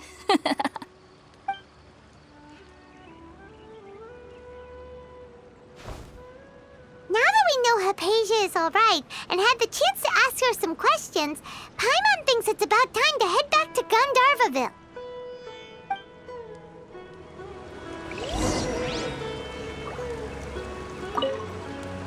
Heading out, I see? If there's anything else you'd ever like to ask about, you know where to find me. Even though that little neighbor of mine was able to induce a state of dreaming, I doubt they were able to control the actual contents of the dream. The end of your dream seemed quite terrifying. Perhaps there's something that's troubling you deep inside? Not to worry, though. I'm sure you'll be able to handle whatever comes your way in the real world. As someone from Sumeru who cannot dream, I needn't ever worry about nightmares. But lately, I've started to feel that I'm somehow missing something without dreams. It's a little hard to explain. Heading out, I see? If there's anything else you'd ever like to ask about, you know where to find me. Sumeru researchers use Spiritborn Ale to assist them in connecting with Irminsul to extract knowledge from it. Though the process can be risky, we believe that the knowledge gained is worth it. Unfortunately, I cannot help you understand your dream. At least not yet. I'm still learning how to attune to the depths of Irminsul myself. I hope that I'll be able to ascend past Satyavada life and gain deeper insights. Heading out, I see? If there's anything else you'd ever like to ask about, you know where to find me. I've heard local children here in the rainforest speaking of fairy-like creatures. But I'm from Sumeru City, and have never heard of such things when I was a child. Perhaps this is because I had a very strict upbringing. My parents would seldom allow me to play with other children. I doubt they'd ever believe me if I told them about my little neighbor out here. And speaking of my little neighbor, I think they can somehow sense when Tighnari is coming to visit me. I've noticed on several occasions that as they're playing under the trees, they'll suddenly tense up and scamper away for no apparent reason. Shortly after they do this, Tighnari always shows up here. Perhaps I should ask Tighnari about this the next time I see him. Heading out, I see? If there's anything else you'd ever like to ask about, you know where to find me. Take care. Do remember to come visit anytime you're in the area. I would be happy to chat with you.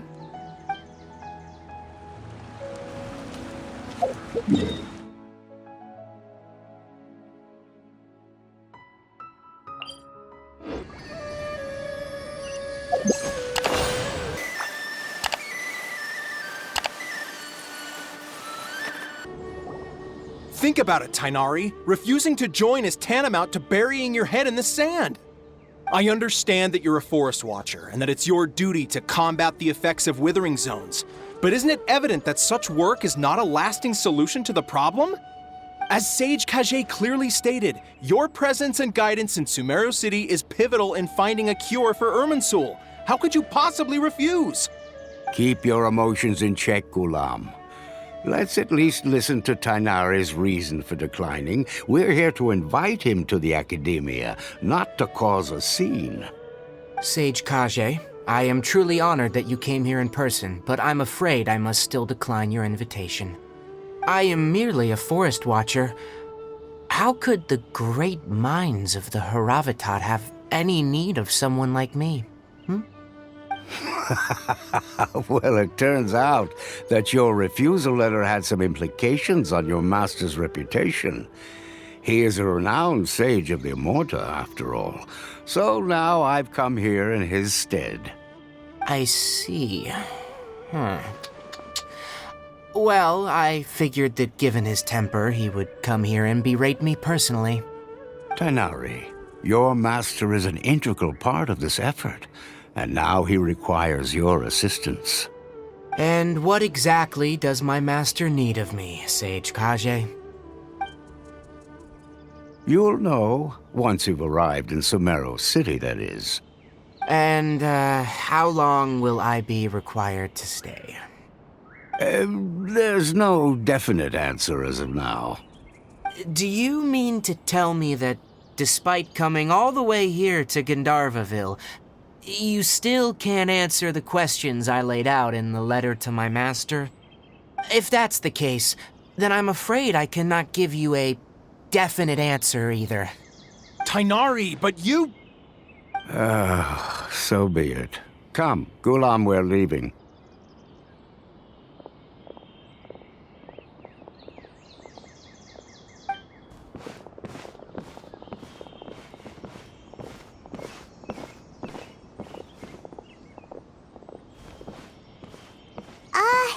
Tighnari, what was that all about? It's nothing.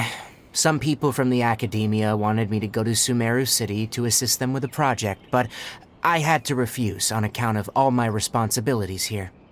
But all that can wait. How did things go with Hypatia? It was quite the eventful trip, but the main thing is that she's safe and sound. She answered a bunch of questions for us, too. Very good. Now that the Traveler has made a full recovery, there shouldn't be any reason for you to tarry here longer. I assume you will be heading to Sumeru City, correct? That's Lesser Lord Kusanali and ask her for advice. Do you have any idea on how we can find her? Sorry, I'm afraid I don't have any advice for you there. Well, do you at least know anyone we can try asking in Sumeru City? Let me think. My trips to Sumeru City have been fairly short, and most of my acquaintances are researchers. Oh, how about this? I'll write you a letter of introduction that you can give to a researcher I know. He's from the Amorta Darshan and is adept at gathering information. Asking him might prove worthwhile.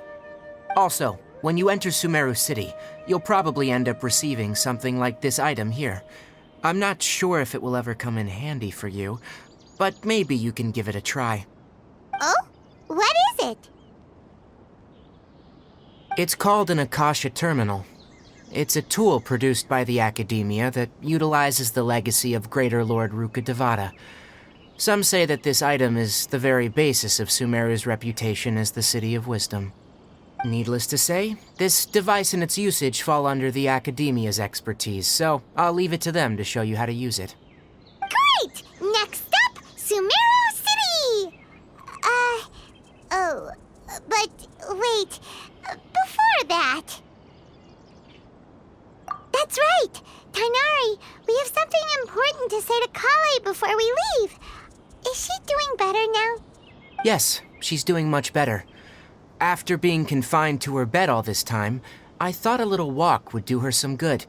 Last I saw her, she was taking the path towards the North Crossing. She knew you two would be leaving soon, so she must have wanted to see you off. Thanks, Tainari. All right, let's go! Farewell, and good luck to you both.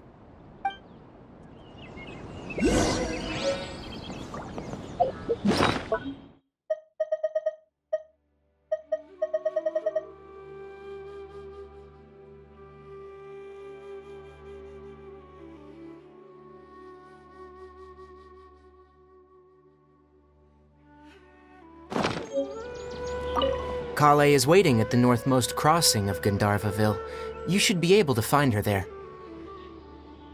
Don't you worry about Kale. I'll look after her. I'll find a way to understand the relationship between the Withering and her disease. Kale is waiting at the northmost crossing of Gandharvaville. You should be able to find her there. It seems there's a major project underway at the Academia, and my master has also joined the effort. But I can't afford to leave Gandharvaville now. Things are not going well here in the rainforest, and Kale needs someone to watch over her. Besides, I never was one for all the pomp and circumstance of life at the Academia. Given that my master hasn't come to give me an earful personally, it seems that my presence is not as sorely needed as they make it out to be.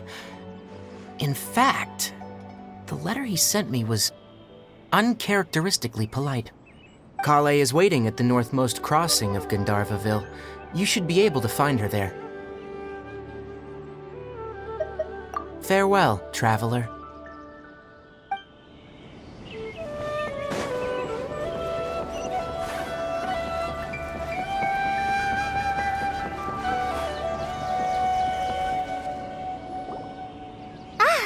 I've been waiting for you two.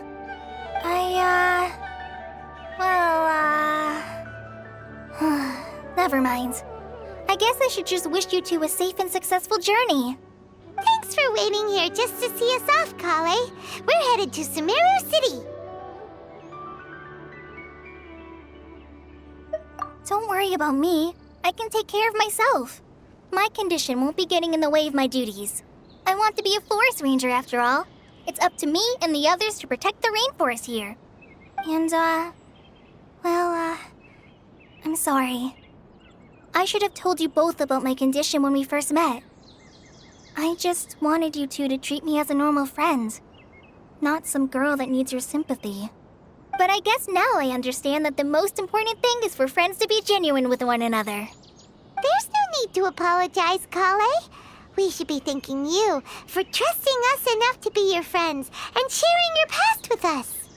We're probably still gonna worry about your condition, but that's because we're friends and we care about you. Thank you. That means a lot. Before you leave, I have something for you. Oh? What is it? It's my recipe for pita pockets. I told you that I'd give you a copy, remember?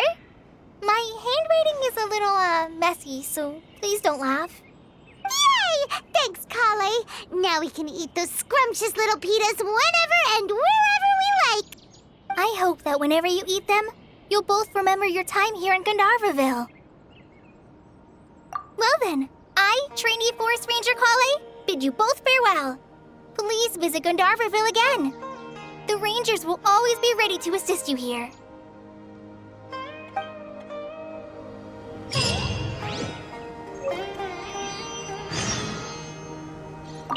I hope you have a safe trip to Sumeru City and get to meet the Dendro Archon there. I'm much better now. I'll be back on patrol again starting tomorrow. Even though I'm not quite ready to help Master clear the Withering Zones yet, there are still plenty of other tasks for me to handle. Oh, and Traveler, if you ever see Amber again during your travels, please don't mention my illness to her, okay? Amber knows about my case of Elazar and what's happened in my past, but I haven't told her about my condition getting worse. I guess I just don't want her to worry about me. If the need arises, I'll tell her about it myself. All right, we understand, Kale. I hope you have a safe trip to Sumeru City and get to meet the Dendro Archon there. Kinda hard to believe that Master Tighnari can cook, isn't it? His culinary techniques are very polished, but his taste is a little, unusual. It's not really his fault, though. He just has a sensitive tongue and nose, so he prefers much lighter flavors. The last time I went a little too heavy on the spices for my pita pockets, Master started having a sneezing fit. Of course, I never heard the end of it after that. I hope you have a safe trip to Sumeru City and get to meet the Dendro Archon there. See you later! Be sure to come back often. Even though Master didn't admit it, I'm sure he wants to see you again.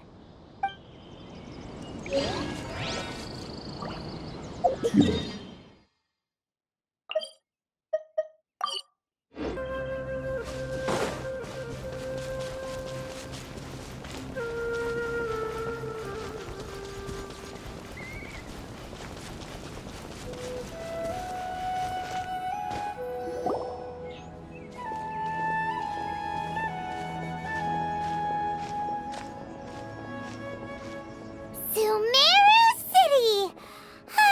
We finally made it! Oh, did you see that? When those people entered the city, something on their heads lit up. One moment, please, you two. It appears this is your first time visiting Sumeru City. Oh, yeah, that's right. But how did you know that? Because there's currently no information on either of you in the Akasha. But no need to worry, that won't prevent you from entering the city. In fact, the Academia conveniently provides each traveler to Sumeru City with a device. Perhaps you two have heard of the Akasha before. It's our beloved Greater Lord Rukkhadevata's lasting legacy, a treasure trove of collected knowledge. After centuries of tireless research on the Akasha, the Academia created one of its most ingenious inventions, the Akasha Terminal. As long as you are within Sumeru's borders, you may use an Akasha terminal to connect directly to the Akasha and access any knowledge you need. I should mention that due to technical limitations, the operation of Akasha terminals will be much smoother and more effective in large cities such as Sumeru City and Port Ormos. Oh, so this is the thing that Tighnari was telling us about. It sounds pretty amazing. You two are quite fortunate. Until recently, it was standard practice to only issue Akasha terminals to outlanders who spent an extended amount of time in Sumeru. However, this policy was recently changed, and now all travelers are issued one upon arrival. Here are your Akasha terminals. Please handle them with care. It kinda looks like a leaf. To activate it, simply hold it in your hand and say the following phrase to yourself. May the mighty God bless us with their voice of wisdom. Oh, since this little doodad lets you access knowledge, maybe we can use it to find a way to meet Lesser Lord Kusanali. Let's give it a try. May the mighty God bless us with their voice of wisdom.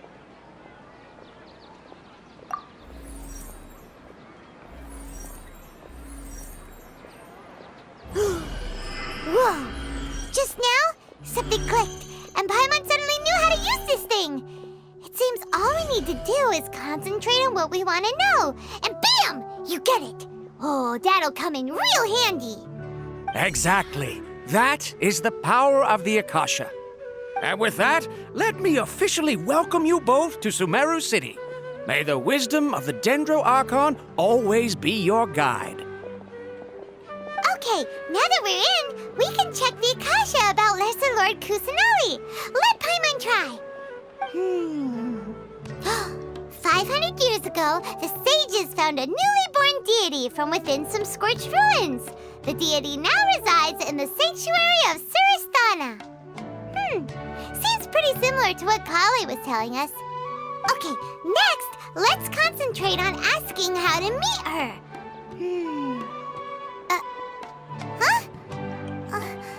Paimon doesn't sense anything. The Akasha didn't respond to Paimon's question. Oh, come on! Ugh. Focusing on this question feels like when you have something you're trying to remember and it's on the tip of your tongue, but you just can't think of it. Ugh. Paimon's brain is exhausted.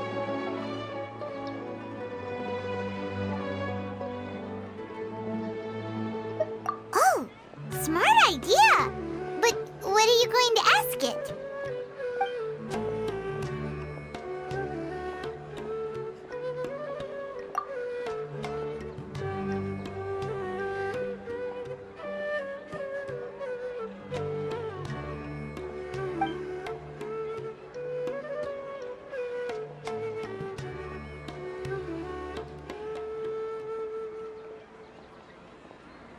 Huh. Could it be because we're Outlanders and we've only just arrived in Sumeru? You know, maybe we're not qualified to receive an answer to this sort of question or something.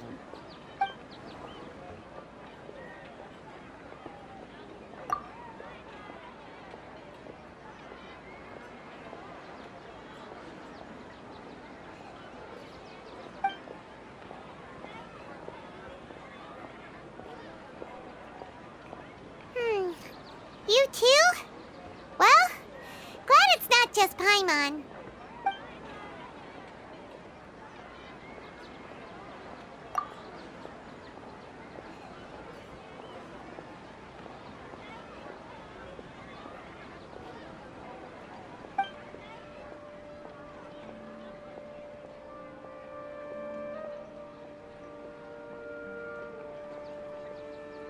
Uh-oh. Paimon's getting all teary-eyed all of a sudden. It feels like the people of Sumeru really missed their Archon. Well, seems no matter which way we try, we can't find anything that'll lead us to Lesser Lord Kusanali. Guess our only choice now is to try meeting with the researcher that Tighnari recommended. He's from Sumeru and even has a position in the Academia. Maybe he'll be able to access more info from the Akasha. Let's see. Tighnari wrote an address on the letter's envelope. Oh, it's not far from the city's gate. Let's head over and have a look. Hopefully he's at home.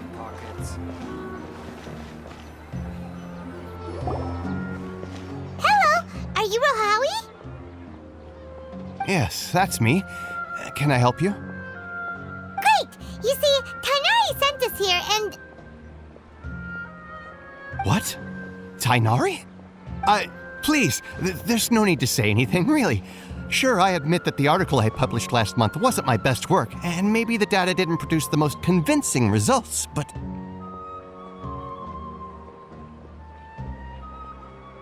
Here! This is a letter from Tighnari! Oh, let me see. Ah! Ooh, what a relief. You two nearly scared the life out of me. So you two just have some questions for me? Seems even Tighnari acknowledges my innate ability for procuring information. So, what is it you two would like to know? We want to meet with Lesser Lord Kusanali. Do you know a way we can do that? You mean you want to meet the Dendro Archon herself? This isn't exactly my area of expertise, but let me see what I can find in the Akasha.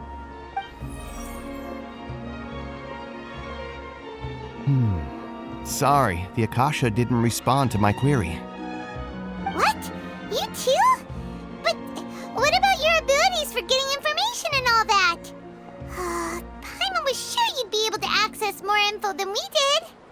Well, as I said, this isn't my area of expertise. I am but a lowly researcher, so the Akasha doesn't see a need for me to know more about the Dendro Archon. All I know is that ever since Lesser Lord Kusanali returned to Sumeru, she's never left the Sanctuary of Sorasthana or made a public appearance. Huh. Didn't expect her to be such a mysterious figure. The Dendro Archon is somewhat of a recluse. Perhaps she just doesn't want to entertain visitors, which would explain the lack of information in the Akasha. But then what can we do? No need to worry just yet. I'm only hypothesizing here. You could certainly try asking around and see if anyone else has ideas. And besides, you two should consider the bright side of things. Not being able to see Lesser Lord Kusanali may not be a bad thing. In this world, there will always be information you cannot obtain from the Akasha and things you can never accomplish. Knowing when to yield is a form of wisdom. Take me, for example. It's a miracle if my brain cells can spit out one paper every 3 years. But Tighnari? That guy can publish 3 papers in just a single year. Okay. Thanks for your advice. Don't mention it. If you two ever want information about things like who's been promoted within the academia or relations between the 6 great sages, come find me.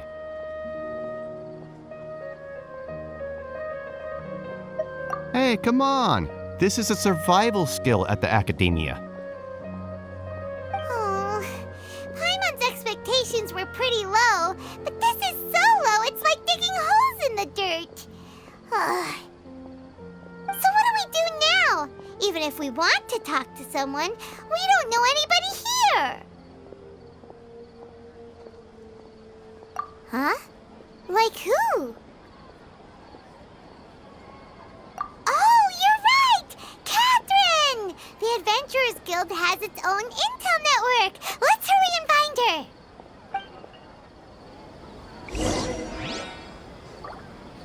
Anything else you'd like to ask about? Sage is the highest rank for an academia researcher.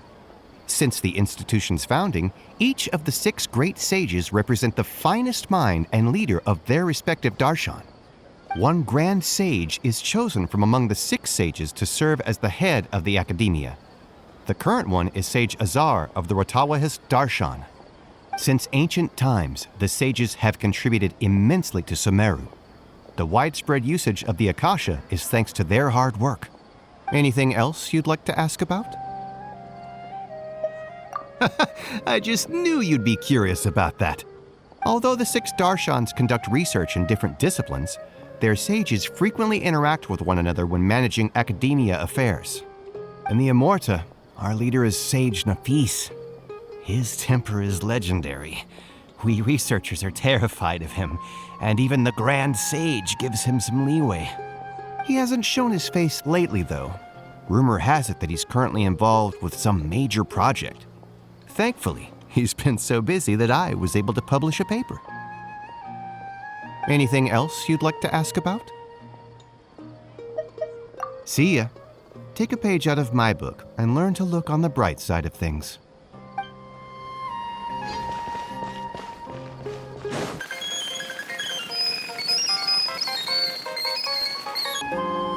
Ad Astra Abyssask. Hello, Traveler and Paimon. Catherine, we need your help with something. Understood. The Adventurers Guild is always ready to serve you. With what do you require assistance? We want to meet with Lesser Lord Kusanali. Do you know a way we can do that? You two wish to meet with Sumeru's Archon. Understood. Please wait.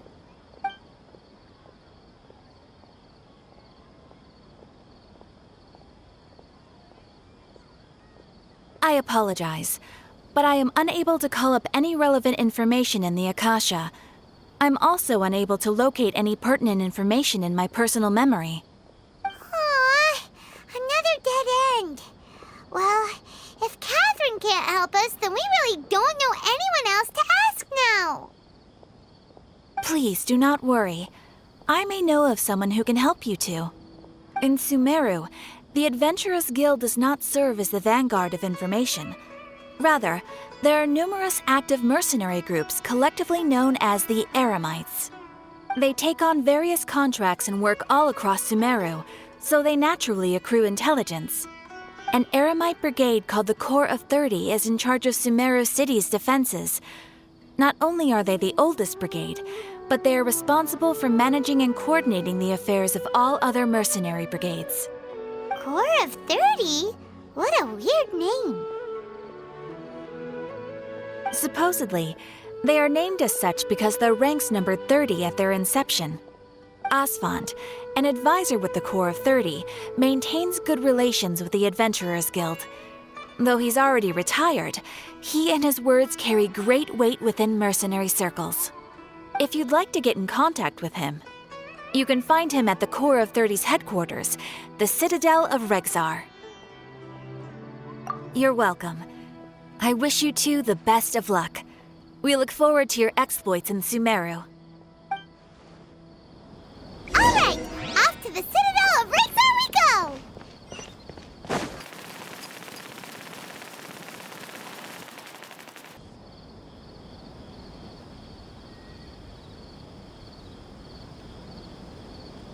Welcome. The Adventurers Guild told me to expect you two. It's nice to meet you, Asfand. We'd like to ask you about something.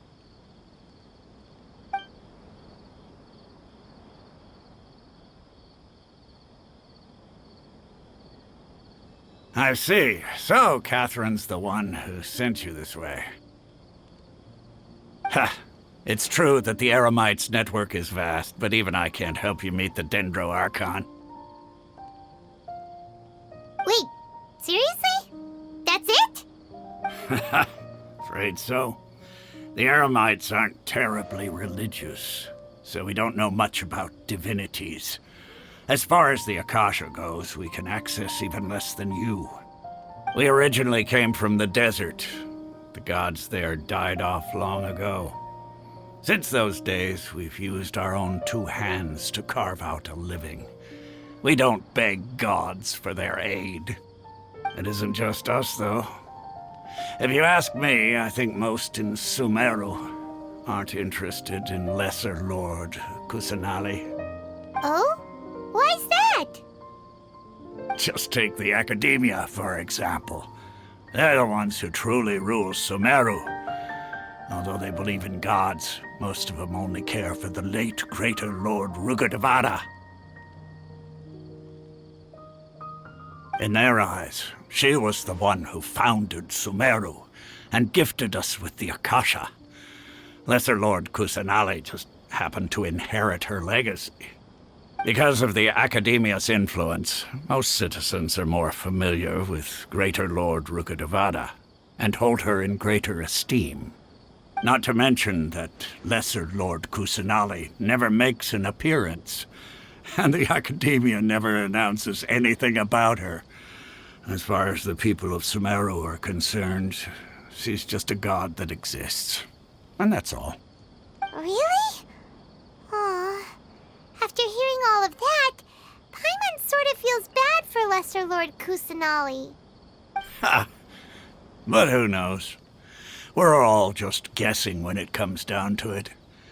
Besides, I'm sure the God of Wisdom doesn't worry about her reputation among people like us.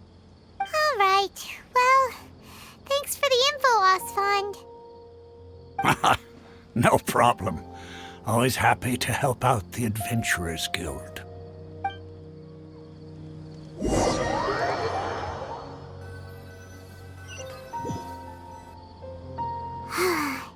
Seems Asfand friend was right about most people's attitudes here. Not only are they not interested in the Dendro Archon, they even say stuff like, if the Akasha doesn't think I should know, then I don't need to know about it. We've been asking for information non-stop ever since we got to Sumeru. But the harder we try, the more helpless everything seems. Isn't there at least one person in this entire city who cares about Lesser Lord Kusanali? Oh, you two are interested in Lesser Lord Kusanali? Huh? Who are you? From the sound of it, you two are Outlanders who recently arrived here. You've been asking around for information on Lesser Lord Kusanali, right? Oh, I'm sorry. I forgot to introduce myself. I'm Dunyarzad, one of Lesser Lord Kusanali's faithful followers. Whoa, really? Then do you know how we can meet with her? I'm afraid I can't help you with that. But your conversation earlier did happen to remind me of a legend about the Dendro Archon. Sure. It goes like this. Long, long ago, there was a man who heard a prophecy. It predicted that a great calamity was about to befall him.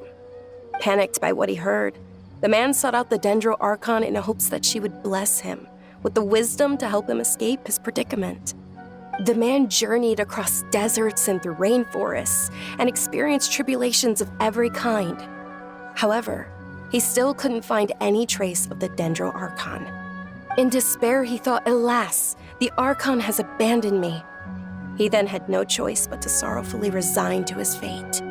Okay, and then what happened? And then, the calamity came. But to his own surprise, the man felt somehow emboldened by the trials of his journey. By relying on his own strength, he managed to overcome the adversity. At that moment, a bird perched upon his shoulder. This bird was, in fact, an avatar of the Dendro Archon.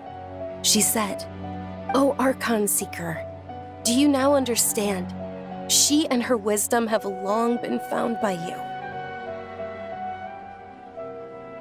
Along your journey, we were in every flower and blade of grass, every ray of sparkling sun, and every breath of dancing wind. So long as you continue to think and ponder, we'll be wherever you go." Yeah, thanks for the story! Paimon feels all warm and fuzzy inside after that.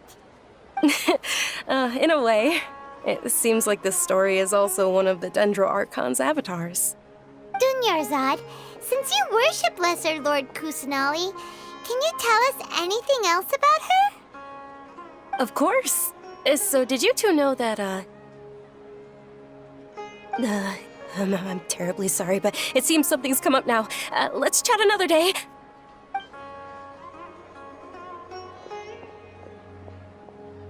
Hey, wait! What the heck just happened? It looks like they're searching for someone. Dunyarzad was acting super nervous just now. You think they're looking for her? This stinks! We finally managed to find a lead about Lesser Lord Kusanali! We can't let them get in the way now. Let's see if we can get rid of them. Then we can catch up with Dunyarzad. Hey, have you two seen a brown-haired girl wearing a purple top and a long blue dress? We're looking for her. Did she have bandages wrapped around her wrists? Yes, that's her. Did you see which direction she went? Yeah, she went that way. Quick, after her!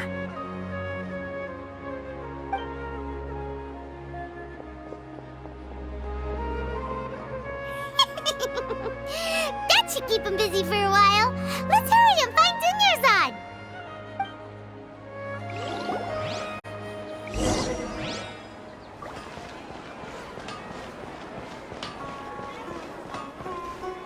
Strange. Where'd she go? She couldn't have made it far. There's no way we can return to the Master and Mistress empty-handed. I'll ask around again.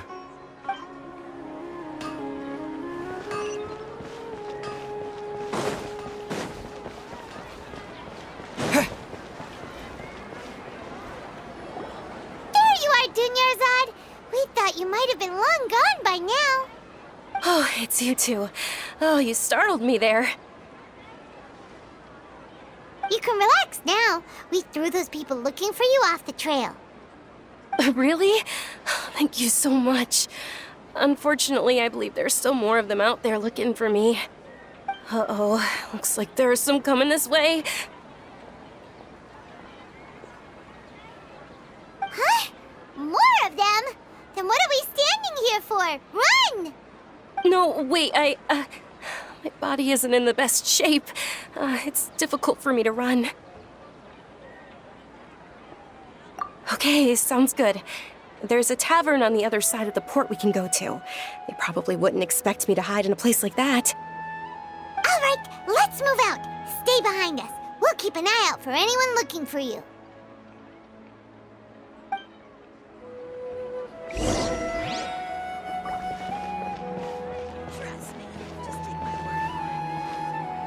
Excuse me, sir. Have you seen a brown-haired girl wearing a purple top and long blue dress? Hey, what did you say? Oh, yes, I have a granddaughter. I wasn't asking about your granddaughter. I asked if you had seen a young woman go by. Ah, yes, she and her parents settled down in Port Ormos. I haven't seen her in a long time.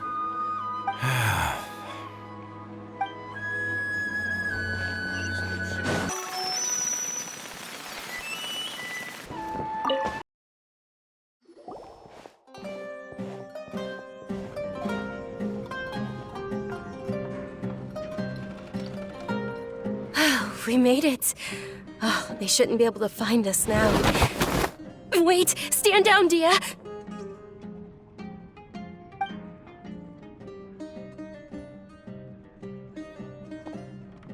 My lady, who are these two? They're travelers that I met on the street just a moment ago.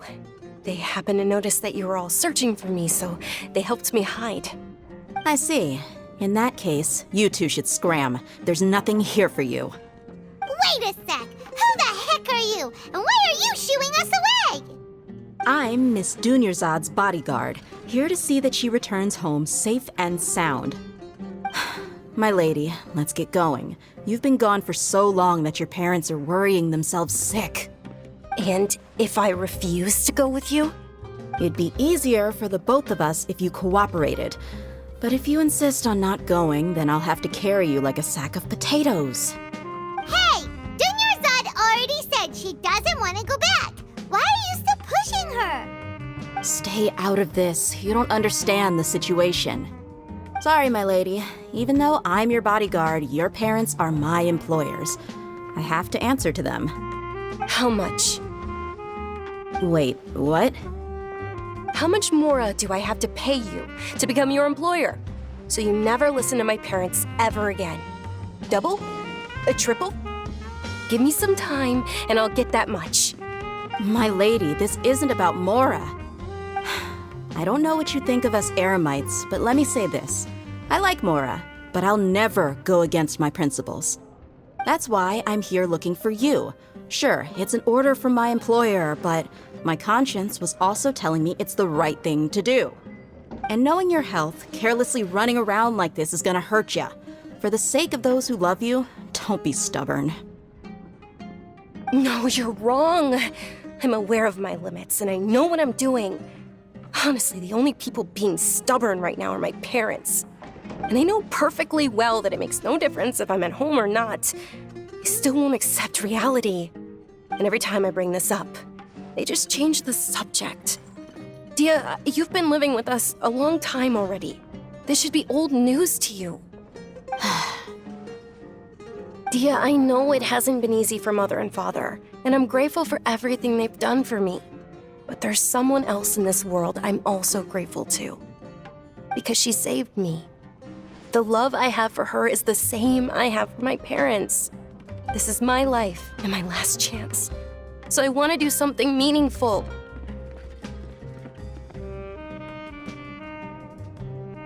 My lady, are you sure what you're doing now is meaningful? Yes, I'm sure. At least, it is to me. Fine. I won't ask you to return home anymore. But let me make something very clear. I'm only doing this because I respect your determination, not because I agree with you. Thank you, Dia. Sorry for being so rude just now. My nerves were acting up. And I even brought up your payment in such an offensive way. Don't worry about it, my lady. I did say that I like Mora. Besides, that's our next topic of conversation. Today's little excursion caused such a ruckus that every single bodyguard at the estate was deployed. It wouldn't be easy to hide things from your old man. Since this definitely won't be your last escapade, here's a little tip. You should at least make it look like your room and things are still in order when you leave. Also, you'll need someone to cover you for when you're out and about. So, I'll let you hire me, my lady. This way, everyone wins. As for the pay, let's say half of what your father pays me. We can settle the bill when we return to the estate. Okay, deal. Yay! Looks like they've reached an understanding.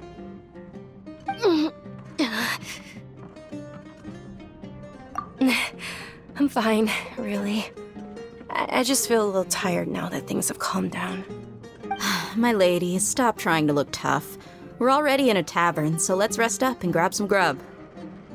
I'm sorry for worrying you two. If you don't mind, I'd like for you to join us. Sure! After you rest up, we want to hear more about Lesser Lord Kusanali.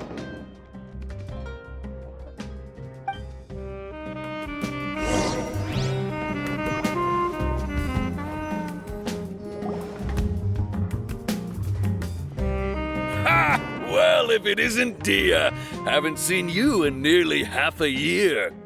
Word on the street is that you're a bodyguard for the Homayani family now. Ha! Don't you find that kind of work boring? Nah, you get used to it. How about a menu over here? You got it, huh? Isn't this little Miss Homayani herself? We don't get to serve personages like you very often. We'll be sure to prepare our very best. Thank you, sir, but there's no need. I don't have a lot of Mora on me, and I really ought to save as much as I can. But please bring these two the best food you have. They're my new friends, so I want to be a good host for them.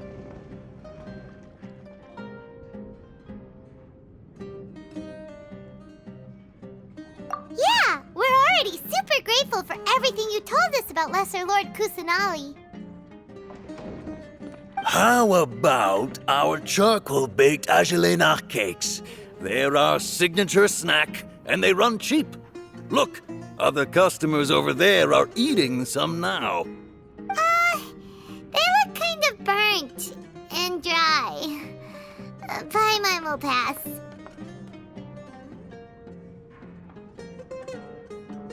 Hey, come on! Paimon has personal preferences too, you know. Dunyarzad, we asked a lot of people when we first arrived, and almost nobody was interested in Lesser Lord Kusanali. So, what made you want to follow her? Well, remember when you asked me if I knew how to meet the Dendro Archon? Even though I don't know how, I think I've actually seen her before. Huh? Really? Yes, it was when I was a child. At the time, my illness had kept me bedridden for the better part of a year. I was stuck inside and couldn't make any friends, and my parents did their best to find treatments for me. But even then, the Akasha didn't have any helpful information.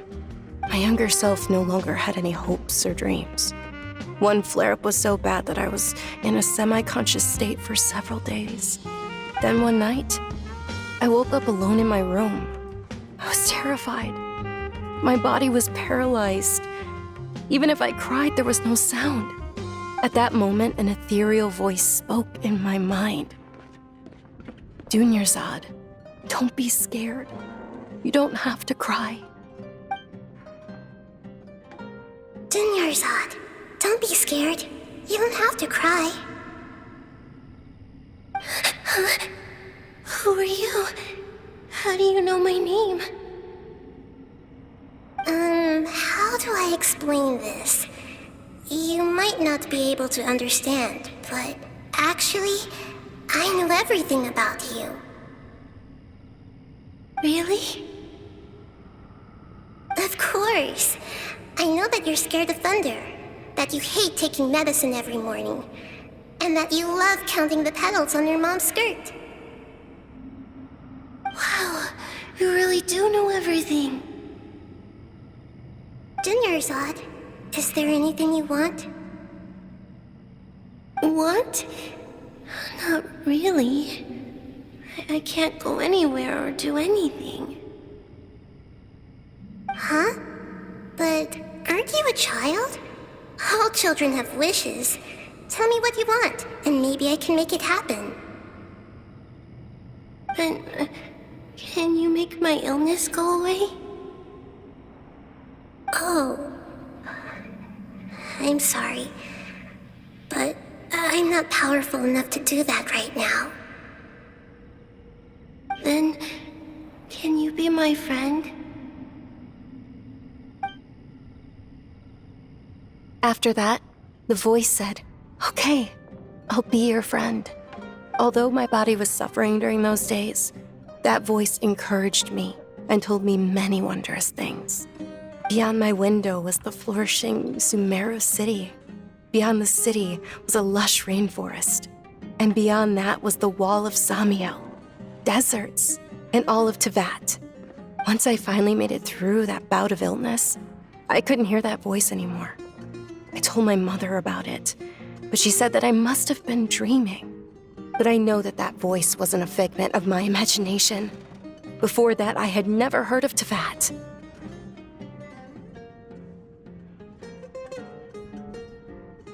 Yes, for sure. If it weren't for that voice, I would have never grown curious about the outside world, nor would I have learned how to read and enjoy so many books. That voice sparked a desire for wisdom. It had to have been the Dendro Archon. I've been hoping for a chance to repay her kindness. In fact, I was running around today to help prepare the Sub-Zerus festival for her. What's the Sub-Zerus festival? It's Lesser Lord Kusanali's birthday, which was the day that she was found by the sages. It's actually an old holiday that originally celebrated Greater Lord Rukkhadevata's birthday. When she passed away, the holiday eventually became a celebration of the Lesser Lord's birthday. I heard everyone was overjoyed when they welcomed her back to Sumeru. In those days, the festival was a huge deal. But because of the Academia's influence, people have gradually lost interest in the festival. The Academia actively participates in Sumeru's many holidays dedicated to Greater Lord Rukkhadevata. But when it comes to the Sub-Zerus festival, forget any funding. They practically act like it doesn't exist. Maybe they see Lesser Lord Kusanali's birth as confirmation of Greater Lord Rukkhadevata's death, so they're reluctant to celebrate it. Aw, but that's awful. It is. It's absolutely terrible. Sure, the Greater Lord founded Sumeru, but hasn't Lesser Lord Kusanali been the one quietly protecting us for the past few hundred years? Just remember that we're still out in public. Don't get too carried away now. I know that people over by the Grand Bazaar still hold the Sub-Zerus festival to this day.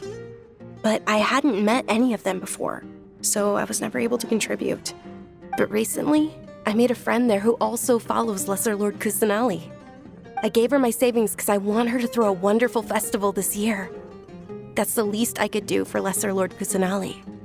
Hold on, my lady. Does this friend happen to be Nilou, the one who sends flowers to the estate? Yes, that's her. I saw her leaving the other day with a nervous look on her face. It seemed like she was hiding something in her arms. Did you give her something? Yes. Initially, I didn't have much Mora prepared, so I had Nilou sell one of my skirts. I've agreed with Nilou to meet up at the Grand Bazaar today and see how things are coming along. Dia, would you accompany me? Sure. That's quite the trip, though. I'll carry you. No, that would be too much, even for you. You might as well just accept the lift. If I let you walk, who knows how long it'll take us. And if anything happens to you, then I'd really never hear the end of it from your father. But of course. Nilou will be thrilled to hear there are more people interested in Lesser Lord Kusanali.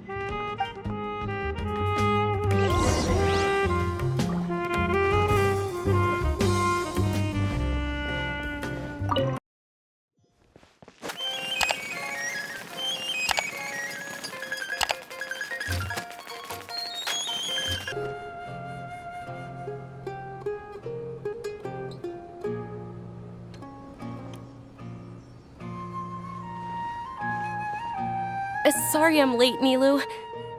Oh, Dunyarzad. It was taking you so long that I assumed you got trapped at home, but you made it in the end. Uh-oh. But if Dia's here, that means you got caught, right? You could say that, but everything worked out. She's on our side now. Not completely. Oh, and who are these two? Oh, meet the Traveler and Paimon, my two newest friends. They're visitors who just arrived at Sumeru City and are looking for information on Lesser Lord Kusanali. So you're followers from another land? Oh, really? Well, that's okay. You're still invited to the Sabzeruz Festival. By the way, Dunyarzad, we've already started decorating the Grand Bazaar. It looks spectacular, thanks to your generous contribution. You're very welcome. It's the only thing I could do. Do you still have enough Mora? Probably? But don't sweat it. We've already finished renovating the stage. Come on, I'll show you.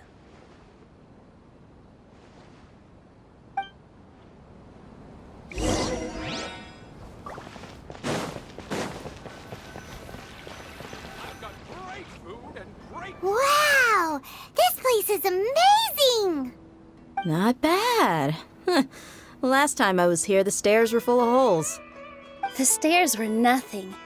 A little while ago, we discovered that the tree above the stage had a huge chunk of bark ready to fall off. Mr. Zubair was worried sick.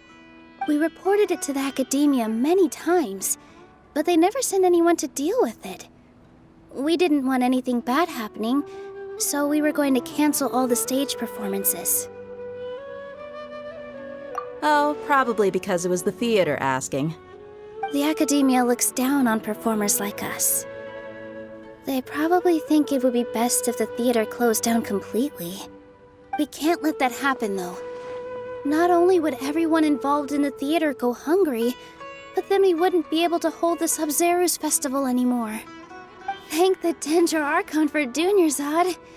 With the Mora she gave us, we hired someone to patch up the tree, and we also gave the stage a much-needed makeover. The stage is going to be even prettier when it's festival time. I can't wait for you to see it. And I can't wait to see you on the stage. You've been practicing so long already. It's almost time for your dream to become reality. It's our dream. I'll do my best for the two of us. Nilou, what are you gonna be doing at the festival? She'll be dancing the dance of Sabzeruz, the most important performance at the Sabzeruz Festival. Dunyarzad, have you told them the origin of this holiday? I only told them about the Greater Lord and Lesser Lord so far. Okay, then I'll tell you two about how this holiday came to be. According to legend, the Sabzeruz Festival was originally the Goddess of Flowers' birthday celebration for the Greater Lord. A long, long time ago, on one of Greater Lord Rukkhadevata's birthdays, her friends threw her a celebratory banquet. Some of the gods got drunk. One started playing music, and the Greater Lord started singing, so the Goddess of Flowers began to dance. As she danced upon the grass, countless beautiful parisaras began to bloom wherever she stepped. Those brilliant purple flowers became her dazzling stage. All the gods clamored, "Oh, if only time could stop at this very moment." Huh? Really? Oh, you probably mean because all the gods in this story are no longer alive. Although they aren't around anymore, they're preserved in our tradition of dance. This outfit I'm wearing is apparently based on how the Goddess of Flowers looked. Though we're just tiny people compared to the divine, we still have to do our best to make sure that the birthday girl feels loved on her special day. Nilou, you of all people will definitely be able to convey our well wishes to the Dendro Archon. I also noticed that you went the extra mile and scattered parisaras around the stage. They symbolize the Goddess of Flowers, after all. It's just a shame that all the real parisaras went extinct after her death. Yeah. The Greater Lord brought forth parisaras in memory of the Goddess of Flowers. but she ultimately could never truly replicate that beautiful purple. Thinking about the Goddess of Flowers dance makes me wish I could have seen it. If my stage were anything like that, I'd be thrilled if I had just 2 real body Saras on the stage. So, Traveler and Paimon, what do you think? Interested in the Sabzeruz festival? Will you two be coming? All of Lesser Lord Kusanali's followers will be there for her birthday. It'll be a good opportunity for you to learn more about her. Ooh, Paimon thinks that's a great idea!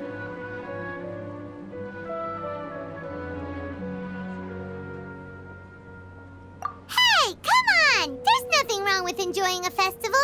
Besides, it's Lesser Lord Kusanali's birthday. She'll be happy to have more people who are celebrating it. So how about we all attend the Sabzeruz festival together? Dunyarzad, let me show you which stage decorations we've picked out so far. Traveler and Paimon, if that doesn't sound interesting to you, then feel free to explore the area. Everyone at the Grand Bazaar loves Lesser Lord Kusanali, and we're all looking forward to the Sabzeruz festival. In that case, we'll take a look around.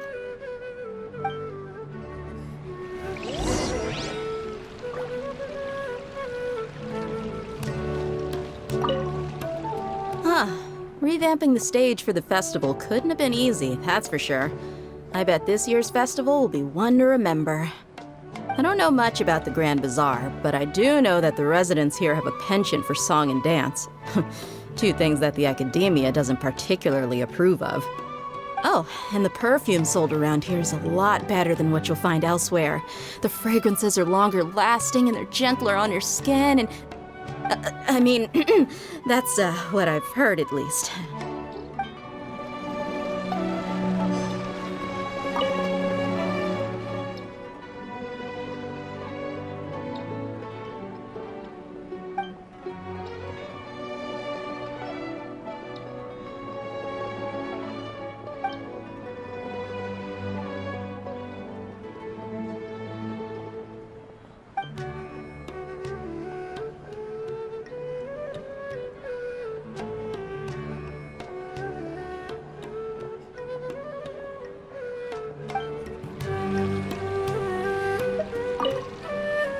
Things are really shaping up, and there's a buzz around the festival this year. We're expecting people from all over to come by this year and buy things during the festivities. Don't be fooled into thinking that Sumeru City has the best of everything. Some festival snacks are only offered here in the Grand Bazaar. And when it comes to musicians, dancers, or singers, the Grand Bazaar's got the best of the best. Sure, those folks at the Academia might not like it, but what's a festival without song and dance?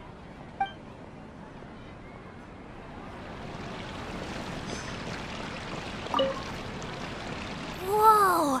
What's with your yellow hair? And why do your clothes look so funny? Are you an Outlander? Did you know that the Sabzeruz festival is about to happen? There'll be loads of fun things to do at the festival. But the best part is when Ferris, the Knight of Flowers, passes out candy to everyone.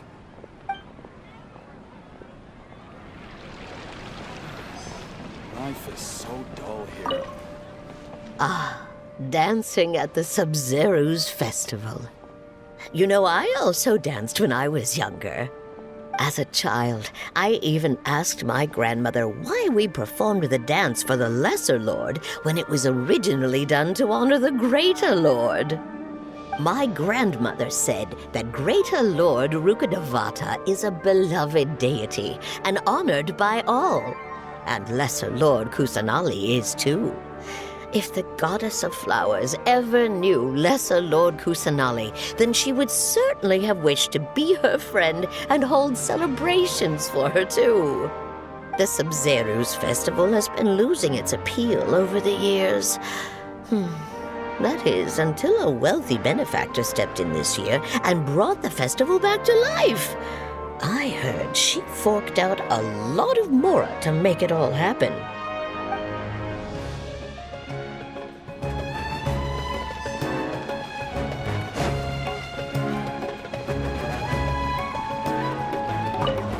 Nilou, your outfit looks amazing. There's also something different about you from when we first met up. I thought I'd add a little extra pizzazz to my dress for the festival. See? Wow, did you sew all that yourself? Uh-huh. Sewing is a fundamental skill for everyone in the theater company because we make all our own costumes. Did you know that Mr. Zubair not only can make costumes, but props too? I've noticed that you can't keep your eyes off this crown. Would you like to try it on? May I? Of course. The legends say that the goddess of flowers had beautiful horns on her head, so this crown was made to reflect that. Dunyarzad, you look absolutely stunning with it on. It's like I'm looking at the goddess of flowers herself.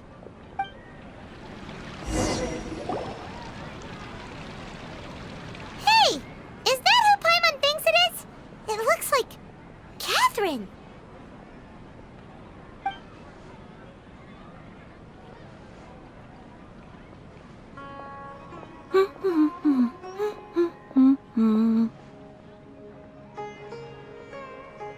Huh.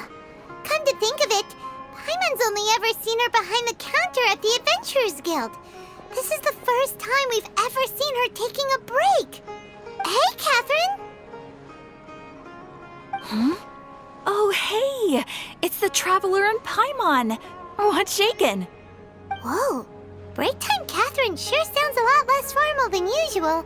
Paimon was still waiting for her to say Ad Astra Abyssosque. Sure. Standing behind the counter at the Adventurers Guild doesn't require any complicated functions. But saying and doing the same old things over and over again can get pretty monotonous. Like watching the same Fontaine movie day after day. But take you two, for example. You travel across Teyvat to enrich your lives and gain new experiences. Well, we enjoy traveling across Teyvat and all that, but we're mainly looking for clues about his sister. Yes, you should keep searching. Sometimes the answers we're looking for aren't necessarily at our intended destination. Instead, they're found along the way. Huh. Haven't we heard someone say something pretty similar recently?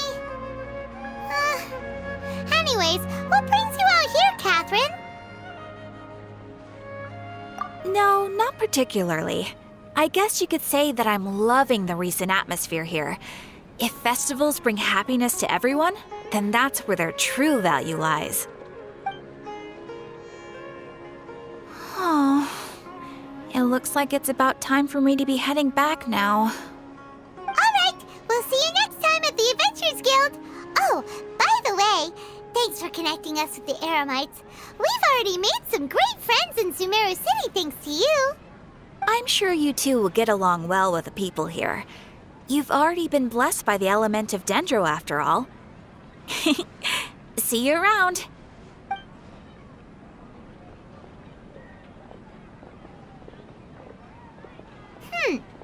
There's something really different about Catherine today. Hey, Traveler. Paimon. Oh, hey, Dia. What's going on? I've got something to tell ya. My lady knows you're looking for ways to meet Lesser Lord Kusanali, and she's been trying to come up with a way to help you. Well, I have an idea that might help. Are you serious? We'd love that! It might not necessarily pan out, so don't get your hopes up too much. I'll need to take you two somewhere and ask someone some questions. My lady is feeling a little worn out at the moment. Nilou's found a place for her to rest. After I take my lady home, let's meet in front of the Citadel of Regzar. Sounds like a plan! Let's head over to the Citadel of Regzar and wait for Dia!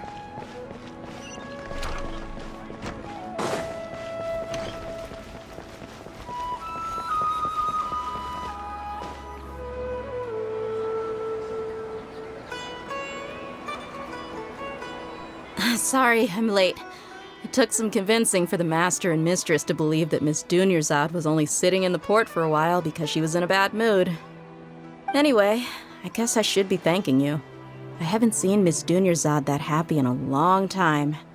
If it wasn't for you two, she probably would have been caught and dragged back much earlier. You sure sound a whole lot nicer than when we first met, Dia. Who would have thought you had such a soft spot for Dunyarzad? It's called being a professional. I'm a bodyguard, and I work for whoever's paying.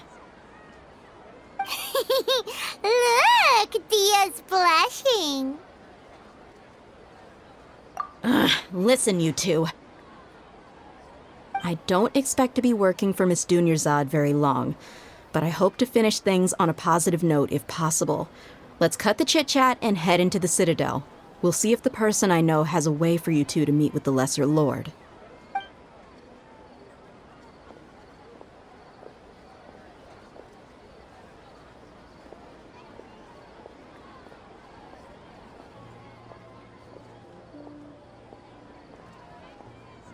Oh, hey, Chief. Ha, Dia! What are you doing here? And well, didn't expect to see you three together. I take it you all know each other already? Mm-hmm. We met this morning after the Adventurers Guild pointed us to Osfon for more info.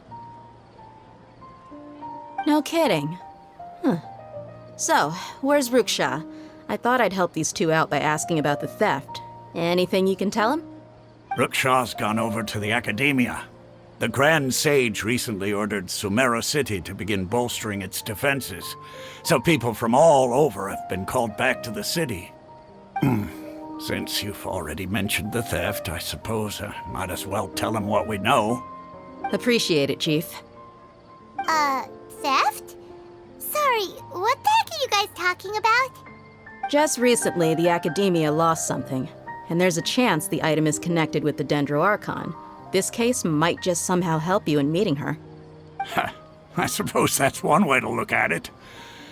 But if you ask me, the case is more about the Academia than anything else. Let me fill you in. The Academia recently sent a convoy to pick up an important package from Aru village. Word got out, and the convoy was robbed on its way back. The Grand Sage took the whole matter very seriously. Not only did he dispatch the Matra, but also enlisted our help in the search for leads. All we know so far is that whatever was stolen is currently in Port Ormos. You two have heard of Port Ormos, haven't you? It's the largest commercial port in all of Sumeru. You can travel there by leaving Sumeru City and heading south along the river. The Academia's grip isn't long enough to reach all the way to Port Ormos, so the city's a little more laid back, meaning the population's also a mixed bag. You never know who you'll meet there. Apparently what was lost has a great deal to do with the Akasha, knowledge, and even the gods.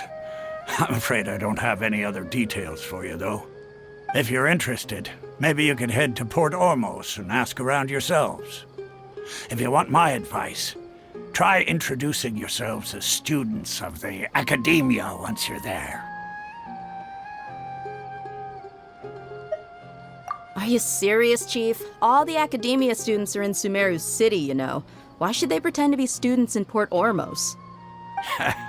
If you're also interested, just go there and see what happens. Count me out. I've got plenty of work to do here for the Homayani family. And take it from me, if you two really do decide to visit Port Ormos, you'd best watch your backs. Let's just say that the Eremites there aren't nearly as friendly as those here in Sumeru City. There are even some extremists who go around shouting slogans like, "Retake Sumeru for King Deshret." Word is that more and more are joining their movement. They're becoming a real headache for Chief and the others. You bet they are. King Deshret's been dead for thousands of years. Now they start spreading rumors of his return. Ridiculous. Not everyone's like you, Chief. Even the desert natives who abandoned their homes in the wilderness still wish to have a god of their own. Well, Traveler, that's about all the information we have for you. Thanks, Dia, and you too, Osfond. So Since we've gathered all we could for the moment in Sumeru City, let's head to Port Ormos and see what we can find next. Miss Dunyarzad is looking forward to seeing you both at the Sub-Zerus Festival, so be sure to get yourselves back here in time for that. Good. Then we'll see you both at the Sub-Zerus Festival.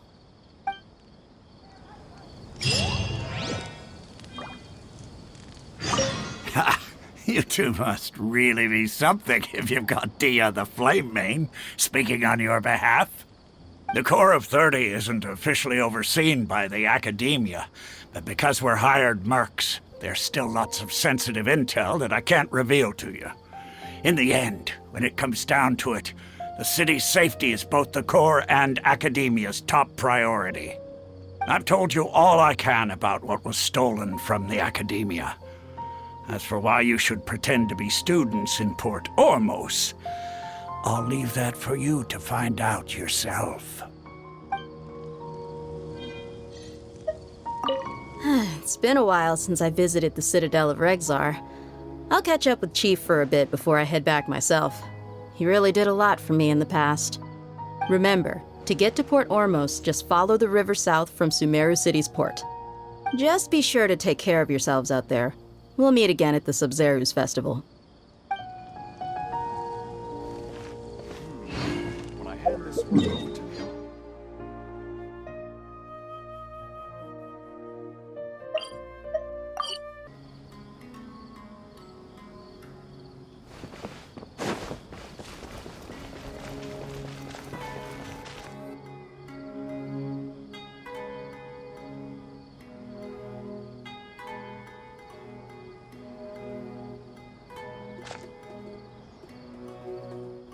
Come and have a good look yourself.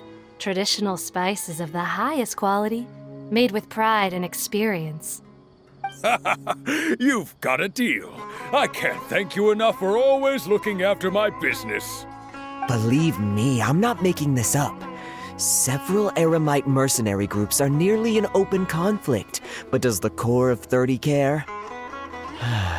And that's not all. Did you know that... Wow! Talk about hurly-burly! This place is busy! Guess that's only to be expected for the largest port in Sumeru. Maybe it's because of what Dia told us earlier, but Paimon can't seem to shake the feeling that there's also danger lurking in these crowds. Ooh. Let's get our bearings so we can start looking for leads. We know that whatever the Academia lost is related to the gods. But other than that, we don't have much else to go on. Osfun told us to try posing as Academia students while asking around. Paimon checked the Akasha on the way here, and the Academia doesn't seem to have any research facilities in Port Ormos. Paimon doesn't get it. Won't we look even more suspicious going around saying we're Academia students and asking about the stolen item?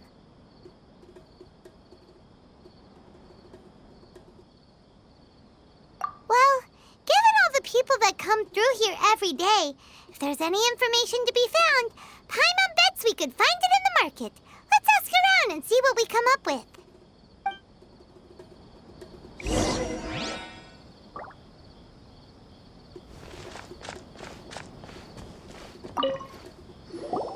Welcome. Welcome. How can I help you two? Hi there. We would like to ask you a question. Do students from the Academia ever come to Port Ormos? Of course. Especially around this time of year. Students from Sumeru City that are about to graduate often come to Port Ormos to cut loose a little. Many people often talk about how hard it is to get accepted into the Academia, let alone graduate. But those who finish their studies and go on to become full-time researchers at the Academia have it even harder.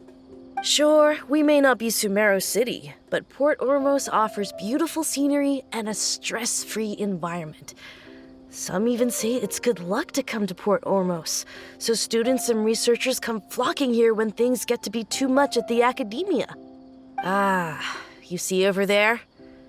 Those are students from the Academia.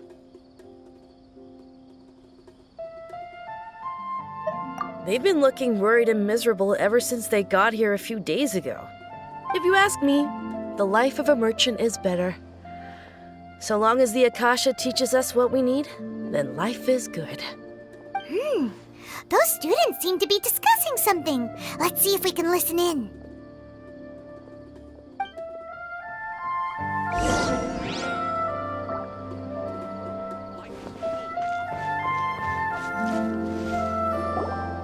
It's no good. I've tried asking around, but I haven't been able to learn anything useful. Not to mention that a bunch of scary-looking Eremite mercenaries have been posted along the streets now. There's been a lot of fighting between the different Eremite factions in Port Ormos. If we choose to move on our own, then it would be wise to steer clear of them. Especially the group that's constantly shouting some stuff about King Deshret and some resurrection. I've even heard that the Citadel of Regzar is starting to get fed up with them. What was that group called again? Ein something or other? They're called Ein El Akhmar. Today, I heard that the thing we're after might be in their possession at the moment. Wait, come again? Don't you see? Many of the Eremites in Port Ormos deal with trading this kind of thing. They're usually pretty wary of outsiders, but not so with students of the Academia. It's because the kind of goods that students are looking for aren't the kind of goods that Eremites are after. As long as they know you're a student, then deals can be made. I've heard that Ein El Akhmar likes to set up shop at the Jafar Tavern. Supposedly, if you're willing to part with 500,000 Mora, they'll give you info on anything. Wait, did you say 500,000? If information alone costs that much, then how could we ever afford to buy what we're looking for? I guess we might as well give up on trying to graduate this way. I wouldn't worry too much. Our field of research is very niche. Who else could possibly be after that kind of shady knowledge? I bet it's practically worthless to anyone aside from us. Well, I guess that makes sense. Then the only thing left for us now is to find a way in. Why don't we all just pool our money together and pay for the information? Whoa! Did you hear that? A niche field of research and shady knowledge? It all sounds pretty suspicious to Paimon. Is knowledge something people just buy and sell like that?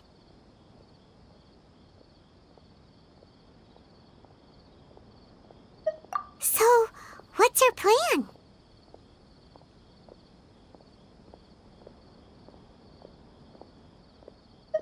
Wait, didn't you hear what they just said?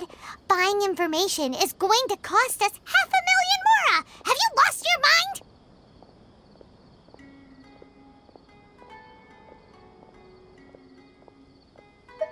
Oh, all right. Paimon never thought she'd agree to parting with that kind of Mora. But if you know what you're doing, then we should give it a shot.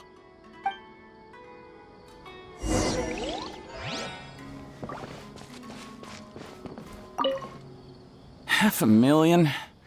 That's a lot of Mora. Do you really think that Ein El Akhmar group can give us reliable info about what we're after? We should discuss things thoroughly before we make any moves.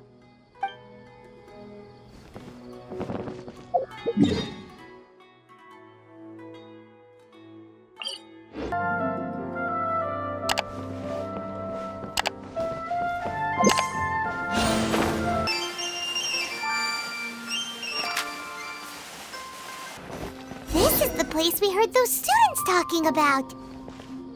Let's find a seat somewhere and see if we can spot the group they mentioned.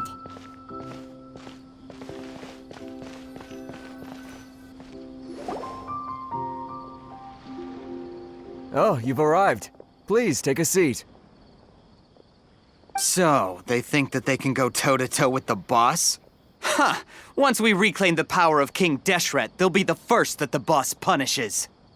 They're nothing to be afraid of. Our main rival now is the Caracal Battalion.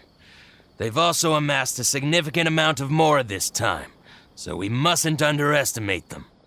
How can the Caracal Battalion compete with the boss when they're nothing but a bunch of money-grubbing opportunists out for a quick Mora? Yeah, with Boss's fervent devotion, he'll be able to use this power to bring our god back this time. Huh. All these guys talk about is King Deshret, so they're probably the ones we're looking for. Greater Lord Ruka Devata. That traitor and her followers must not be spared. The day will come when King Deshret exacts vengeance on Sumeru, and all of them shall be punished. Yeah, Paimon was wondering what they meant too. We should ask about that if we get the chance later.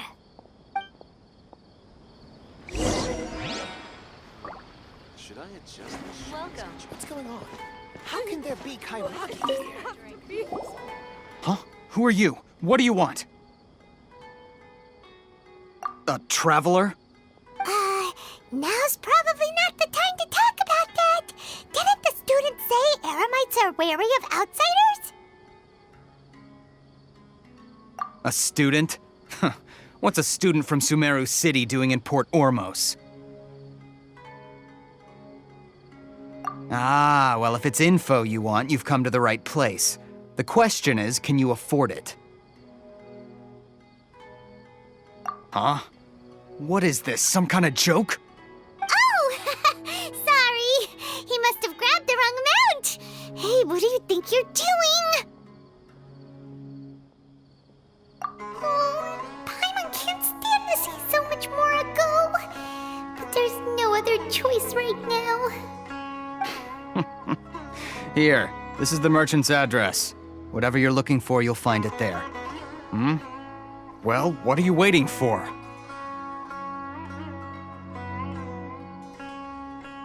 Oh, that's right! We heard you mention King Deshret just now.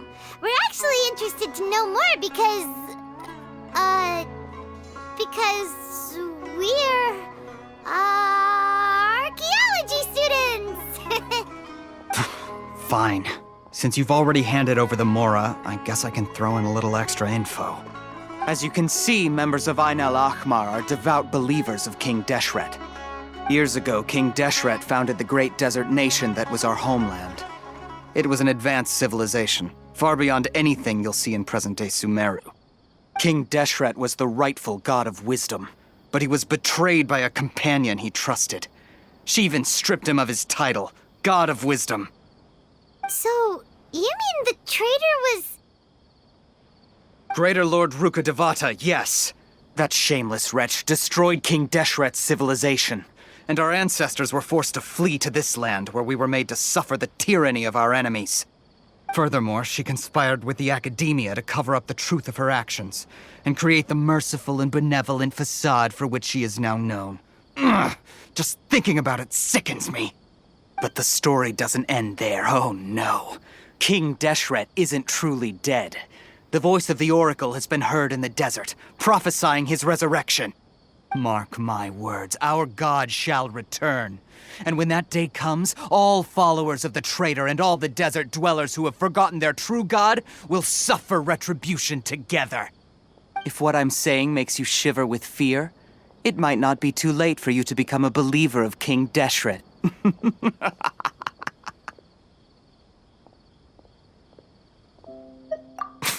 I don't have anything to say to you Academia people about that. I think this conversation has reached its end. Not just yet. This man is a fraud. Huh? You again? Deranged Academia lunatic. Yes, it's me again. I already warned you that if you weren't willing to sit and discuss things with me, I'd take measures to make things uncomfortable for you. Listen to me. That address he gave you is fake. Or at least, you won't find a merchant waiting for you there. This group has been boasting all around that they can provide information on a certain item as a means of luring people into their territory. Once you show up, they keep up the act until they have hard evidence that you want to purchase said item. Then they use that to squeeze you for all the Mora you're worth. Hey! Shut it, Alhaitham! What are you playing at, trying to ruin our business like this, hmm? I told you the other day. I wish to discuss my terms with your boss. Ha! The boss made it perfectly clear that he won't negotiate with you. Yes, and in no uncertain terms. But that was then. It does not preclude him from changing his mind in the future. I'm warning you. Don't push us, or this could get ugly. We don't usually get rough with people from the academia because it just complicates things. For a lunatic like you, though, we might just have to make an exception. If you're suggesting that we escalate this from a verbal exchange to a physical one, I accept. After all, even the Archons used war to negotiate the ownership of Teyvat. If, on the other hand, we can't agree on any means of negotiation at all, then I'm afraid my next course of action will sting a little more than the mere falling through of a few business deals. I will jeopardize the Eremites' reputation, which I know you value above all else. I am quite confident that if I began to take such action, your boss would willingly approach me himself. However, I fear that by then, some things will have happened that cannot be undone. Also, a word of advice. I suggest you tell your boss exactly what happened here today. Otherwise, he might blame you for not telling him in the future. What did you say? Consider this. Have I ever failed to follow through on my word in the past? This guy is really out of his mind. Okay then. If you really have a death wish, let's meet a week from today. The pier in front of the Pharos Lighthouse, 4 o'clock in the afternoon, sharp. Don't expect us to hold back. Not so fast. First, you return the 500,000 Mora to them.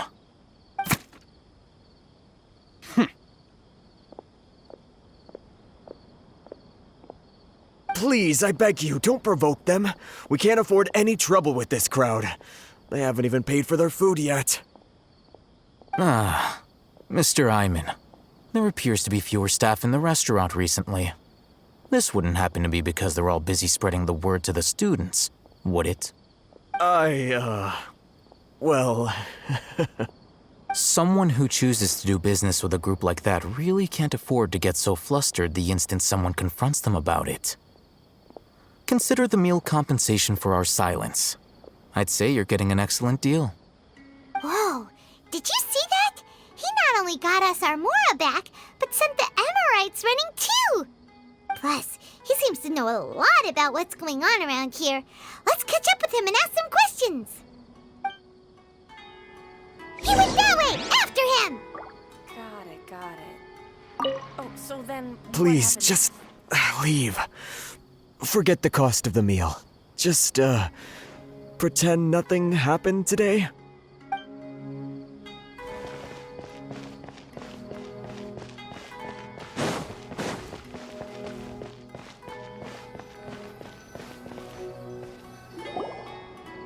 Wait up!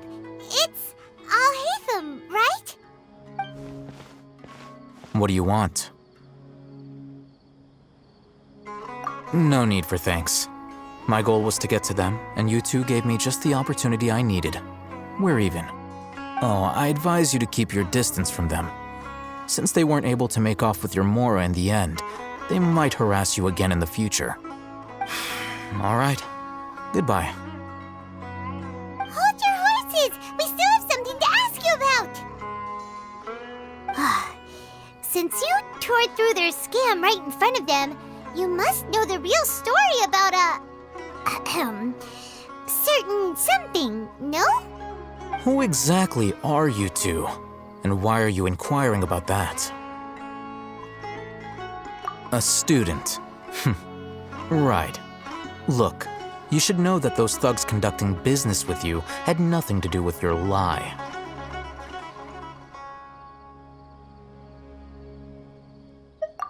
Huh? Oh, yeah! He's really strong! Weren't you saying something about a physical exchange? We can help with that. He doesn't even have a vision. Forget it. Maybe not, but he can still use elemental energy. Otherwise, there's no way we'd go asking for info from from guys like that. Those hot-headed thugs are definitely gonna bring a lot of backup for your next meeting. Even if you don't go alone, you won't regret taking us with you.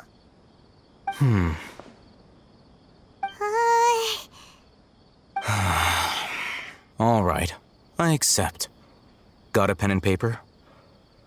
If you're searching for someone who sells that kind of merchandise, I'll give you one of their addresses, and you can try your luck. We'll reconvene at the appointed time by the pier. It doesn't matter if you show up or not. So, since you were happy to give us this merchant's information, does that mean you can tell us exactly what we're after? You were willing to part with 500,000 mora for something and you didn't even know what it was? Okay.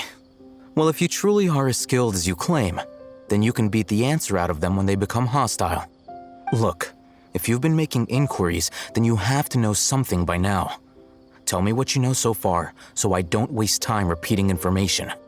We know it's connected to the academia somehow, and that not only do the Eremites deal in it, but some students want to get a hold of it too. What else? You know almost everything there is to know, but you're unable to compile this information because you've never seen the object before. This is what you've been looking for. Huh? Paimon can't tell what it is. It looks like some kind of ornament. This is a knowledge capsule. To put it simply, it's a vessel that can store a fixed quantity of canned knowledge. It's like a miniature Akasha. Anyone who links it to their personal Akasha terminal instantly becomes privy to its contents. Correct. Anyone. Unlike the Akasha, which heavily regulates who can access what information, knowledge capsules confer their contents without any requisites. That's amazing! It's essentially a convenient and harmless vestibule for knowledge. Unfortunately, it's illegal in Sumeru to privately possess or trade them. They were created as a means for scholars to transfer knowledge gained from Irminsul into the Akasha, and are intended to be destroyed immediately after use. But despite strict regulations, some of these knowledge capsules will always escape destruction. After all, there will always be those in this world who are dissatisfied with life as designed for them by the Akasha and wish to change their fate. Over the past century, a wide variety of canned knowledge has been leaked from the academia. Now, in Port Ormos, the valuable ones are a means to mora for the Eremites. Meanwhile, those which the Eremites deem to be useless to them occasionally prove useful to the common citizens and hapless academia students. Well, I think that about sums it up.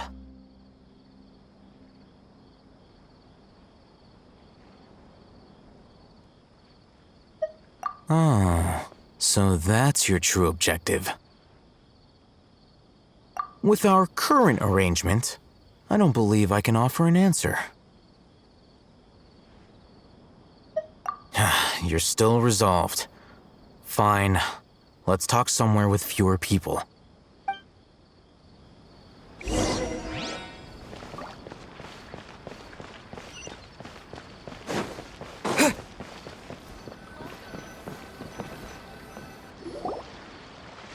Let's continue our conversation here. If you wish to learn more about the knowledge capsule that the Academia lost, then you must help me with something. I need you to find someone named Dory, a traveling merchant. Unlike the peddlers who hawk inferior knowledge capsules, she often has quality goods in stock. Some say that as long as there is profit to be made, there is nothing she won't dare to sell. She's guarded against people from the Academia because most of her wares don't comply with Academia regulations. I think she blacklisted me. I met with her informant, but it soon became clear that they had no intention of letting me get any further. Become one of Dory's customers and earn her trust. This is my condition for further collaboration. Why do you want us to meet with her? Until you complete this task, you don't have question privileges. Fine. So how do we go about doing this? You two are outlanders who haven't been here for long, so Dory should view you as safe clients. I'll give you the informant's address and their contact password. Beyond the password, though, I have no way of knowing what other tricks she might have up her sleeve. You'll have to improvise. This is kind of nerve-wracking. The true challenge begins after you meet her. She has a keen nose for mora and a shrewd eye for wares. and she only likes customers who she deems to have good taste. I'll prepare some funds for you. Buy her highest quality wares and earn her approval. What? We only just saw a knowledge capsule for the first time! We don't know how to tell which ones are good and which ones are bad. Is that something we can learn quickly? That's true. Have you two heard of elemental sight? Oh? That's a surprise. Guess I'll have to hold you in higher regard. Anyway, that ability should resolve your issue.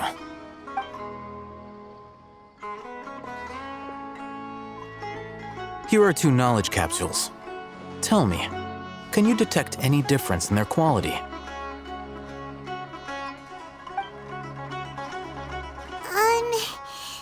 They look the same to Paimon. Try inspecting them with elemental sight. How'd it go? Did you see anything?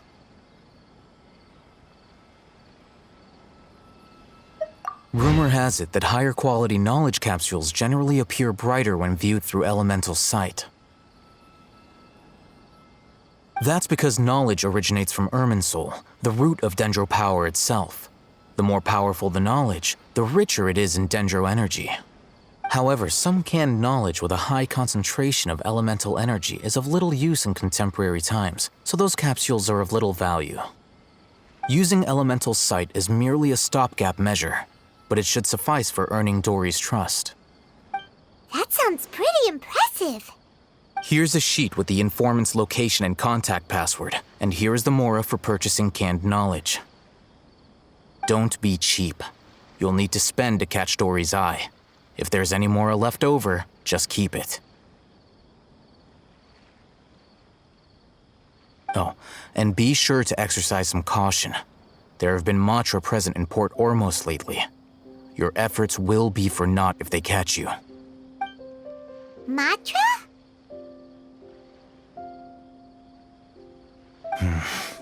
They belong to the Academia's regulatory body. They also handle cases of illegal canned knowledge transactions. Like I said, the Academia has banned both their trade and possession. The Matra are razor sharp. You're in for nothing good if they lock their sights onto you. If you two want to back out, now's the time.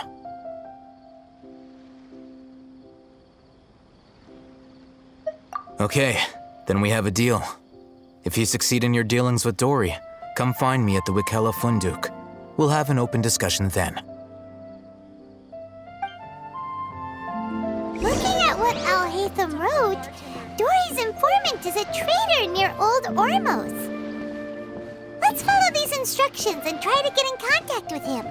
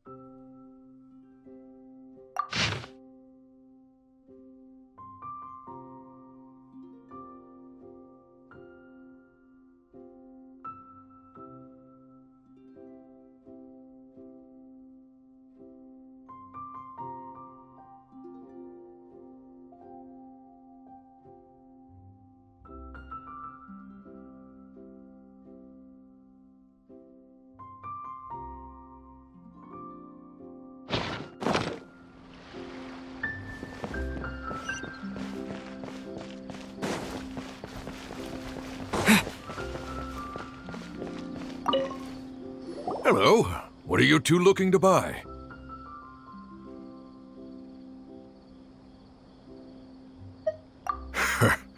What a unique palate.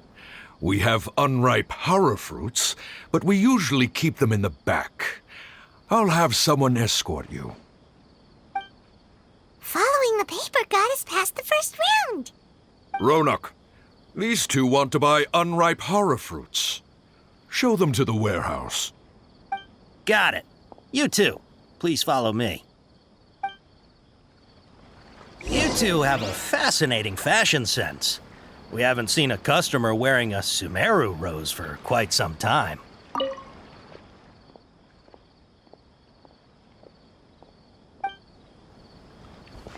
Hold on. Let me think. Sumeru rose means common merch. No, look again. We're obviously wearing mourning flowers. Ah, my mistake. I do apologize. Whew. That pop quiz sure was scary. Ah, the warehouse is up ahead. Please follow me.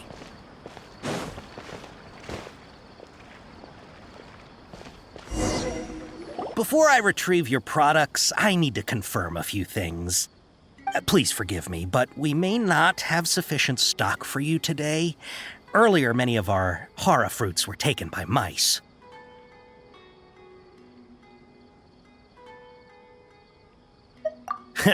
Thanks. If better goods come in, you'll be the first to know. You look like you have some skill. Why don't I pick out some fruits that'll make you dizzy?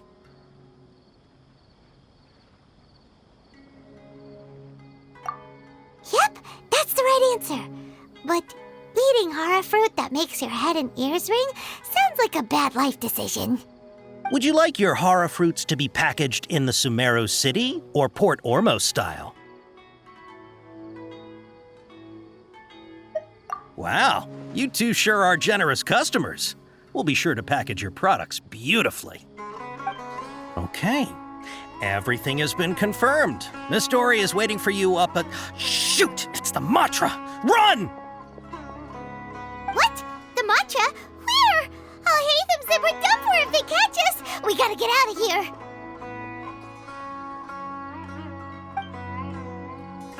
We don't know this area, so let's follow that informant.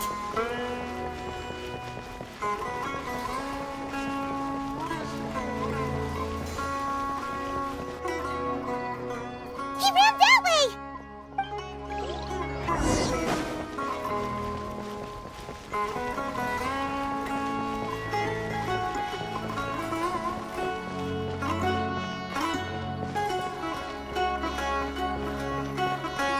Look, he's over there!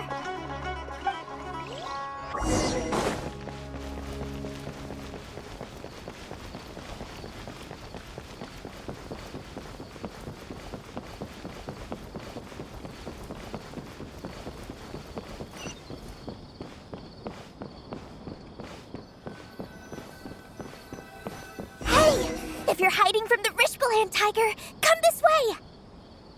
Another password! Huh? Oh, that voice came from behind the building on the right!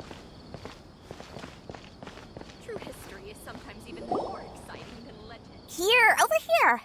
You can stop running now.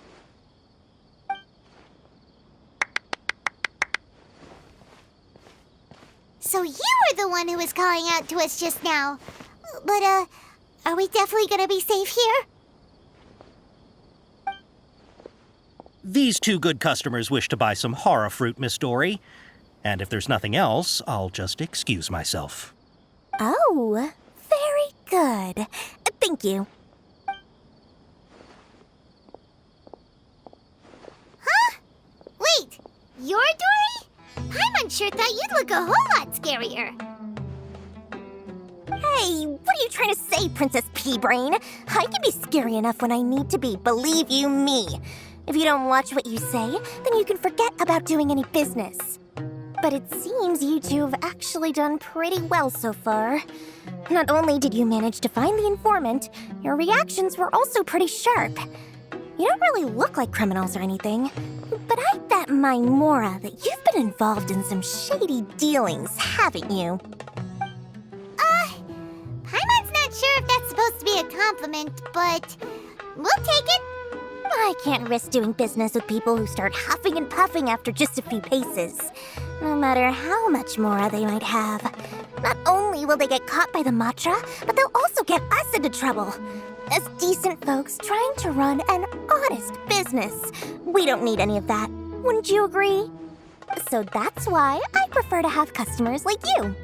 It's your first time here, but don't worry, I won't ask too many questions. Even if you wish to buy enough knowledge capsules to decorate your house with, please knock yourself out. As long as you have lots of round, shiny Mora, then we're all good. Ah, yes, of course, of course. Go ahead, help yourselves. Voila! Wow, she has a trove of canned knowledge. Whew. She'd probably be in serious trouble if the Matra caught her with all this. What kind of products do you seek, my dear customers? Don't worry, I'm not interested in your reasons for buying. I can, however, offer some suggestions. Take this one, for example. An analysis of the sociological ideology and dialectics of the Hilichurls. Only 3 people in all of Teyvat have ever studied it, making it extremely rare. It's on sale now for 350,000 Mora. Yeesh, who would want to be an expert in that topic? Or how about the architectural styles and construction methods of Teyvat in the early Archon War period? With this one, you can become an expert in historic architecture preservation and find an excellent, well-paying job in nearly any nation. Ooh, now this sounds like it could be useful. 2 million Mora, and it's yours. No discounts. Whoa! That's a lot of Mora! Of course, you are free to pick whatever your hearts desire. The contents and price of each knowledge capsule are indicated in small text on the body of each one, down at the bottom. All right, let's try the method that Alhaitham mentioned.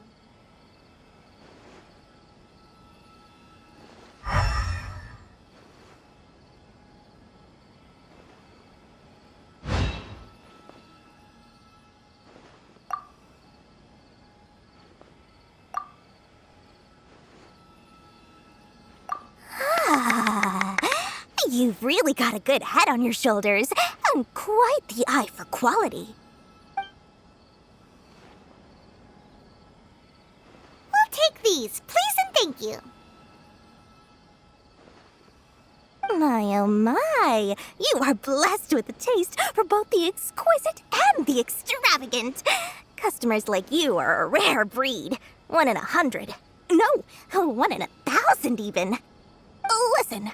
I have a special offer for you two. If you spend just 100,000 more, you can pick any knowledge capsule of your choice up to a value of 1 million Mora. Say what now? Hey, did you hear that? Spend another 100K and we get a capsule worth a whole million! But all the canned knowledge we just bought is easily worth 500,000 Mora. If we spend just a little more, we can get something worth 1 million Mora. Isn't that a fantastic deal? Think about it. We've gone to all this trouble to get this canned knowledge. And so far, everything we bought belongs to Alhaitham. Aren't you even the least bit curious about how this whole canned knowledge thing works? We're talking instant knowledge here. Don't you want to try it yourself?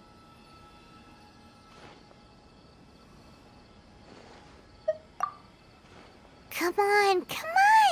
We still have around 100,000 of Alhaitham's Mora left, so let's put it to good use by finding something useful for you. Ahem. You've got a deal, Dory. We'd like to spend an extra 100,000 Mora. Excellent! Then please, select from this fine collection of canned knowledge over here.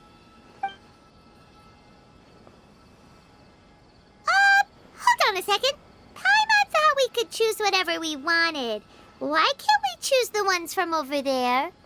Oh, but my dear customer, the knowledge capsules over here are worth 1 million Mora each. I'm sure discerning customers like yourselves will be able to find something to your liking. Please, take your time. Uh-oh, Paimon has a bad feeling about this. Let's use Elemental Sight again to check these.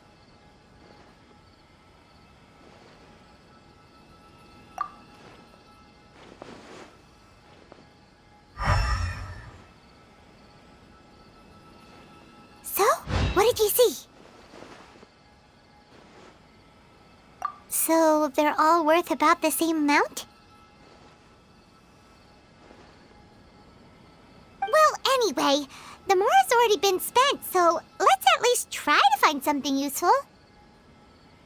Let Paimon take a look here. An introduction to traditional Sumeru brewing techniques, the art of growing spices, an overview of ancient runes. Oh, how about this one? Sword Fighting Techniques 8. Not sure we'd ever find volumes 1 through 7, but at least this knowledge should be useful, right? Let's go with this one. Dory, we'll take this one. All right, very good. I'm expecting some new goods in the next couple days, so be sure to check back again soon. Whether it's canned knowledge or anything else you need, bring your Mora to Dory and doors will open. Our dealings with Dory went smoothly enough. Let's head to Wakala Funduk and meet up with Alhaitham. Hopefully now he'll finally tell us about what the Academia lost. I'll find you your perfect color.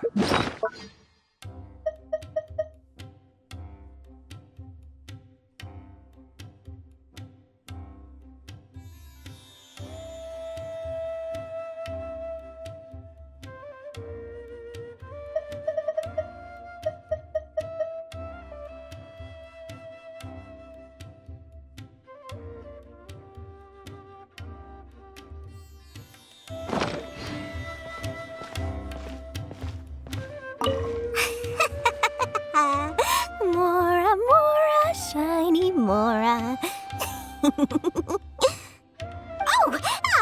Please come back anytime you need something.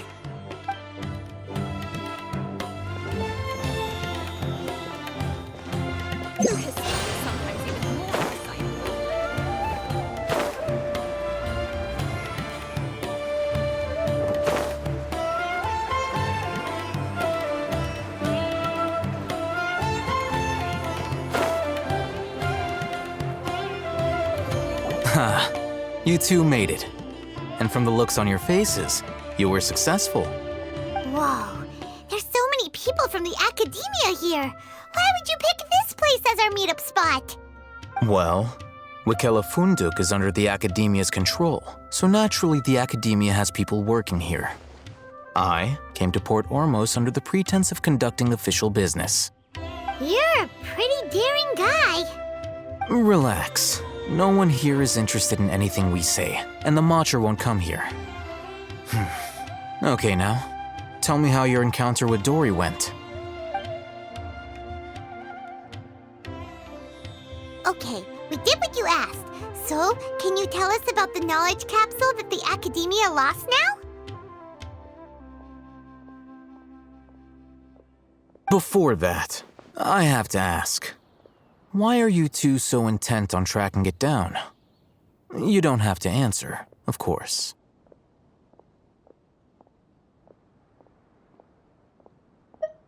Yeah, he just wants to meet the God of Wisdom and ask her about something important. We've been in Sumeru for a while now, but we still haven't found a way. When we heard that the Academia had lost something that might be related to the gods, we came here in case it turned out to be our lucky break. In that case, you're on the right track. A short while ago, the Academia lost a knowledge capsule in the desert. It's supposedly a divine knowledge capsule. Use it, and you'll gain the wisdom of the gods. Wow, there's really such a thing as that?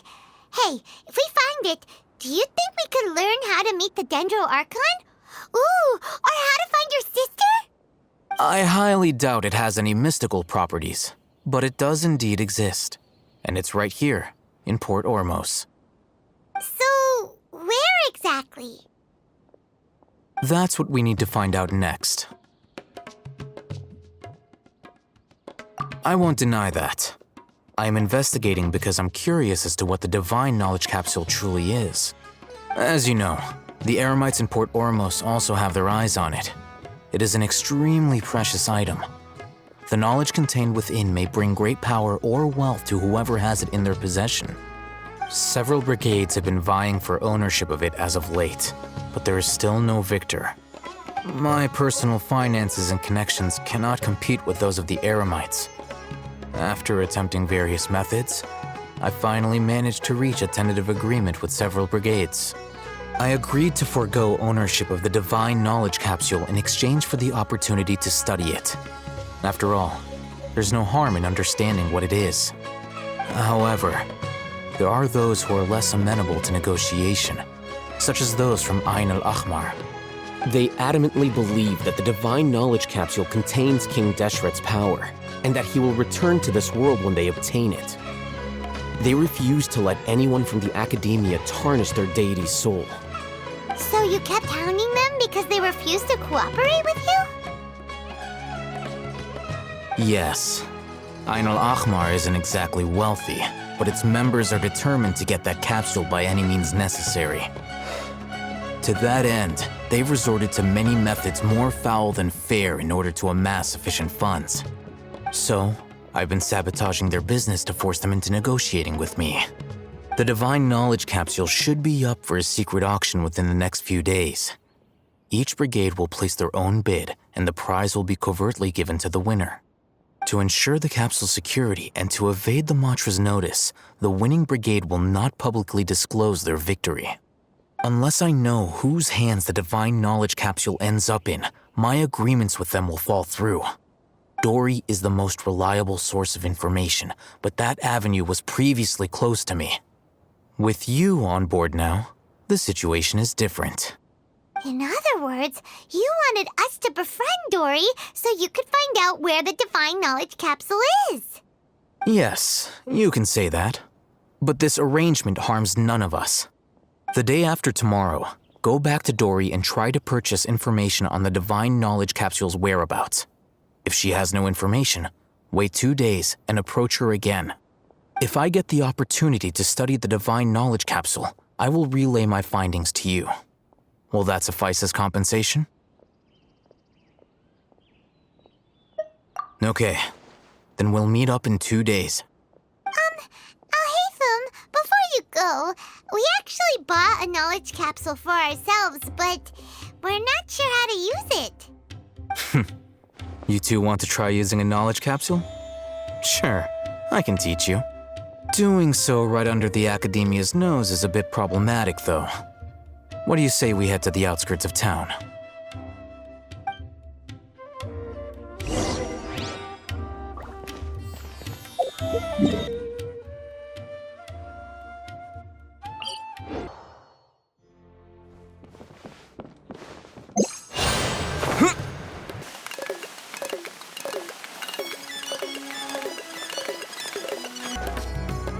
All right, this place works. Show me the capsule you purchased. Here. Sword Fighting Techniques 8. Huh. A combat class knowledge capsule. This class is something of a rare find these days, since most have been taken by the Eremites to augment their battle capabilities. Really? Ah, yeah, what a great buy! If you want to determine the efficacy of this capsule, I can evaluate your combat ability. However, effects will likely be minimal if you already possess a high amount of strength. We can conduct a controlled experiment where you fight 2 battles, one before using this knowledge capsule and one after. While you fight, we can use an Akasha terminal to monitor your various physical parameters. There may be variances in your physical strength between the 2 tests, as well as a disparity in your opponent's abilities. But don't worry, I'll run statistical analyses afterward to mitigate any confounding effects. You must have been one of those guys at the Academia who got top grades on everything. Paimon's curious about something, though. You definitely weren't one of those students who needed canned knowledge to graduate from the Academia, right? So why are you risking getting caught by the Matra for this capsule? When you are unable to understand a researcher's actions, most cases can be attributed to curiosity. This is but one theory. Sounds like you're trying to avoid the question. All right, let's begin the test. Just fight as you normally do.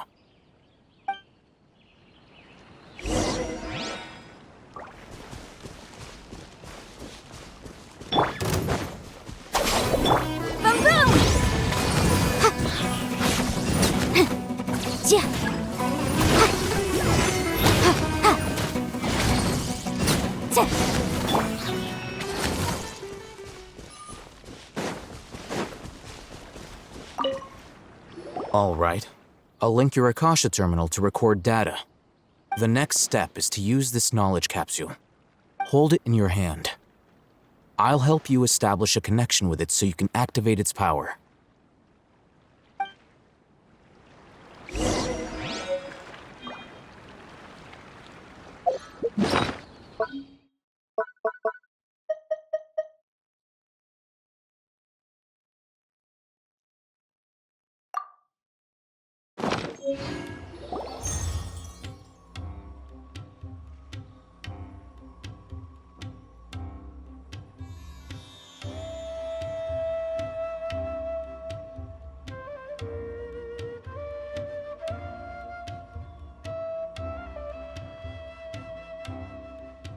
Hey, how are you feeling?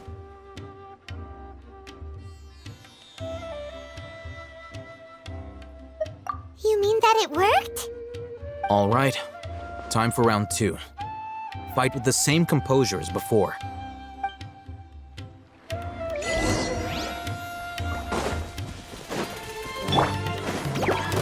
Stand with me!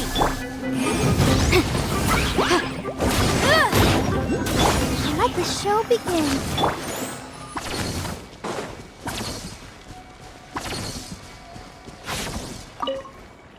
Now, I'll start recording data again. Al-Haytham, how's it going? Well, the knowledge capsule you purchased did improve his combat capability. During the second fight, his overall fighting performance increased by 0.073%. Wait, how much?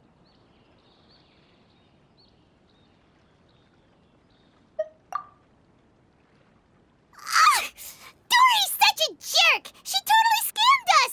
1 million mora? This thing isn't worth a tenth of that amount! Of course, this could be because he is so powerful that the capsule's contents were unable to produce a substantial increase. At the very least, this test allowed me to gain more insight into you two. Our deal seems increasingly worth my investment. I'm heading back to Akela Funduk. I await your response in 2 days' time. This is Mora for when you ask Dory for information. Pay her as much as she requests.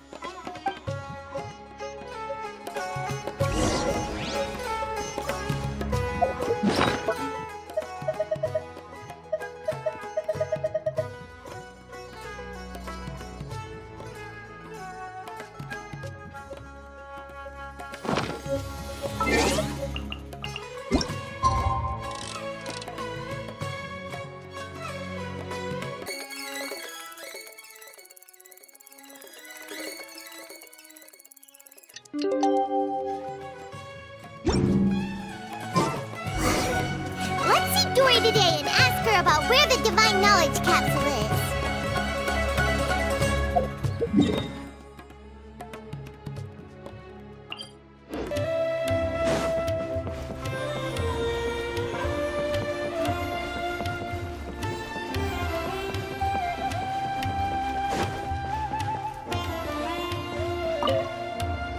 Here, over here! Oh, welcome back, my loyal patrons. What can I do for you this time?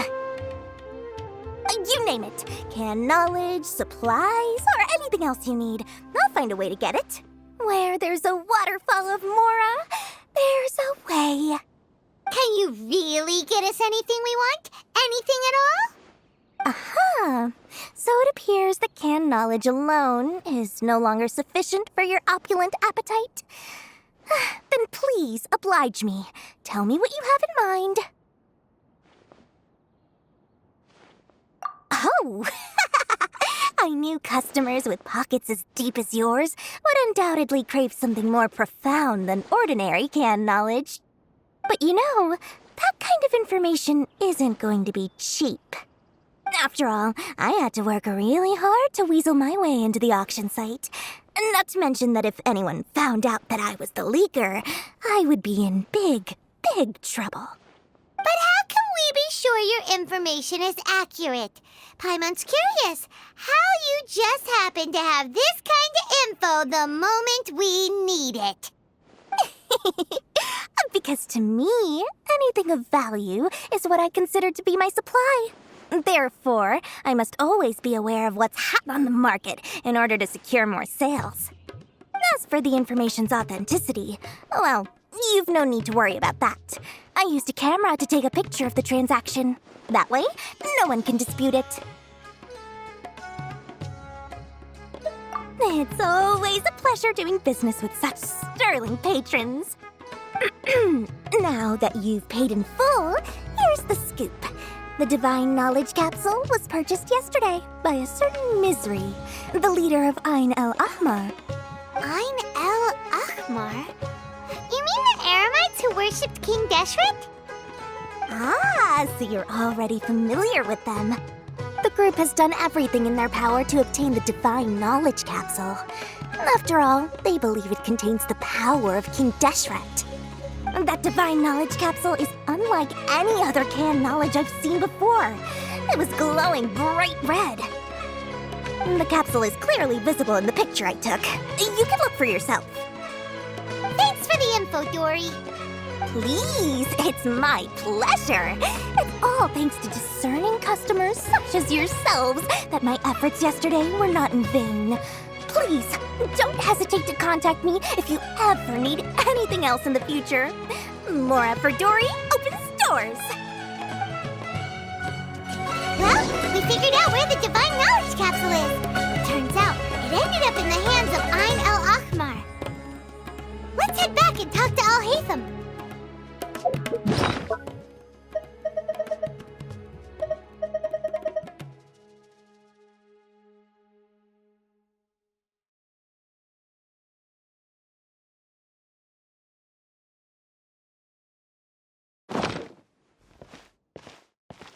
Remember to bring a token of our friendship the next time we meet, okay? I like to think it's built on a firm foundation of solid, shining Mora. True history is sometimes even more exciting than life. Al-Haytham! We got the info you wanted! Really? All right. Let's hear it.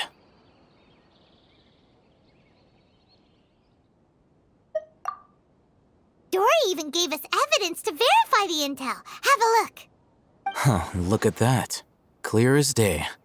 It must have taken some guts just to infiltrate the scene of the Eremites' transaction. But then to get close enough to take a picture like this. Bold move, Dory. Very bold move. All right.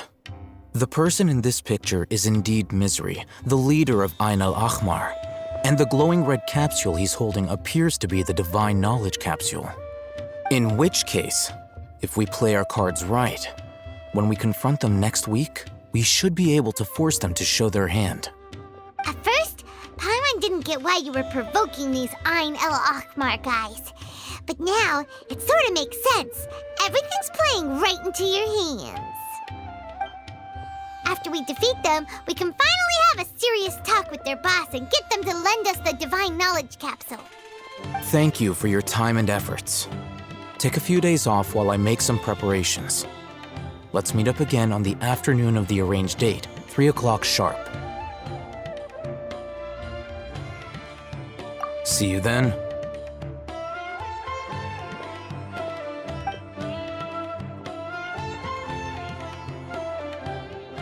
Al-Haytham sure is taking his time. Where could he be? Oh, there he is. Sorry to keep you waiting. Let's head to the pier in front of Pharos Lighthouse. Yep, let's go.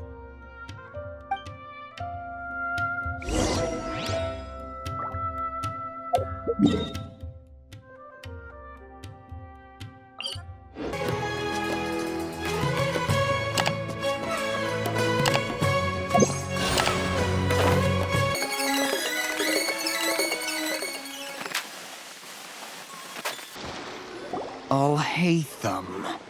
I knew you were crazy, but I didn't know you were crazy enough to actually show up. It was I who demanded that these negotiations take place. I was more worried that you might go back on your promise. But to your credit, it appears that you're sticking to your word. This is turning into quite an occasion. I also brought some backup. I assume you don't mind. Backup? Aren't you the brat from the restaurant the other day? You've come to support this lunatic because he helped you out? Fine, your funeral. I'm not going to mince my words. Once we're done with you, you'll be nothing more than fish food. Get 'em, boys!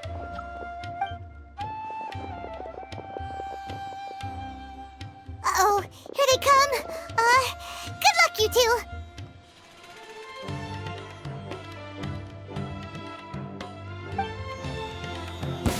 That's close enough. Motion to compel. I'll be back.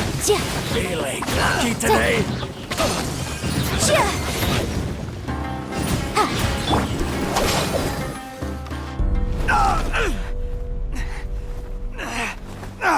Academia scum!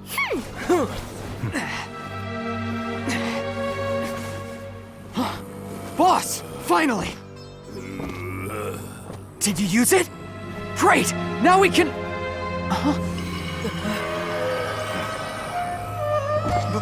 Boss? Boss!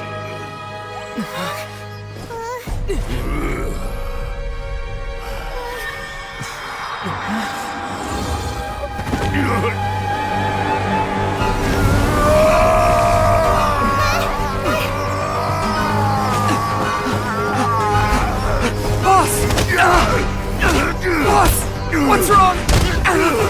What happened to him? We have to cut his Akasha connection, now.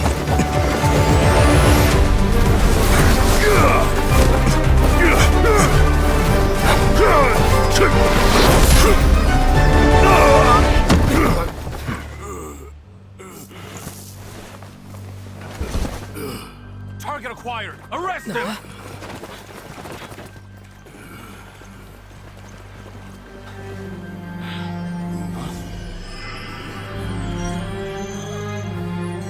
Do not impede our work. Is that understood, Al-Haytham? Of course. I was only trying to help. Take him away!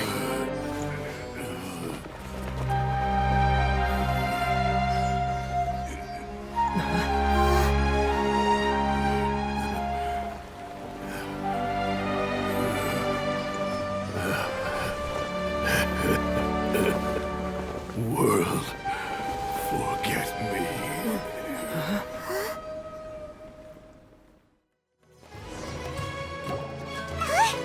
What in Tibet just happened? It's like that big guy suddenly lost his mind. It looks like he used the Divine Knowledge Capsule. You mean the Divine Knowledge Capsule did that to him?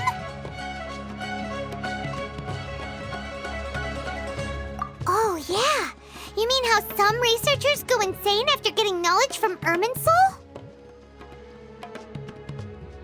I've heard of numerous incidents of researchers in Satyavada life going insane.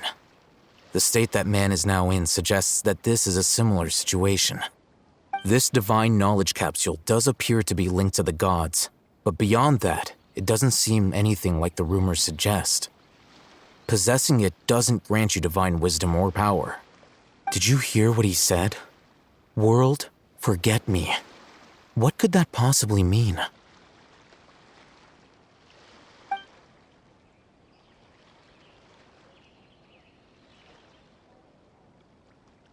If the mantra took him away, then that means the Academia got the Divine Knowledge Capsule back too. What a shame. We were so close. Still, Paimon didn't expect the Divine Knowledge Capsule would be so dangerous. Imagine if we tried to open it. Oh, who knows what would have happened to us? As things stand, there is no reason for me to remain in Port Ormos. I believe our collaboration has also reached its end. Oh, we were so busy trying to find the Divine Knowledge Capsule that Paimon forgot to ask you something. Since you're a member of the Academia, do you have any idea how we could go about meeting Lesser Lord Kusanali? Truthfully, I don't. Lesser Lord Kusanali appears to exist outside of Sumeru's entire administration. Most of the time, you wouldn't know she exists at all. Moreover, since the Academia possesses the Akasha, a symbol of our deity's wisdom, scholars have no reason to desire to make contact with the deity herself anyway. Everything about Lesser Lord Kusanali is such a mystery! I'm heading back to the Academia. How about you two? It's almost the day of the Sub-Zeros Festival! Maybe we should head back too. We've been rushed off our feet over the past few days, so maybe a little rest and relaxation will do us good.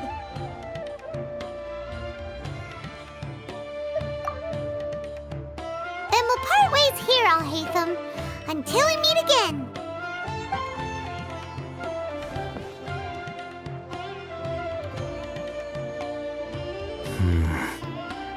Now, do I deal with this thing first?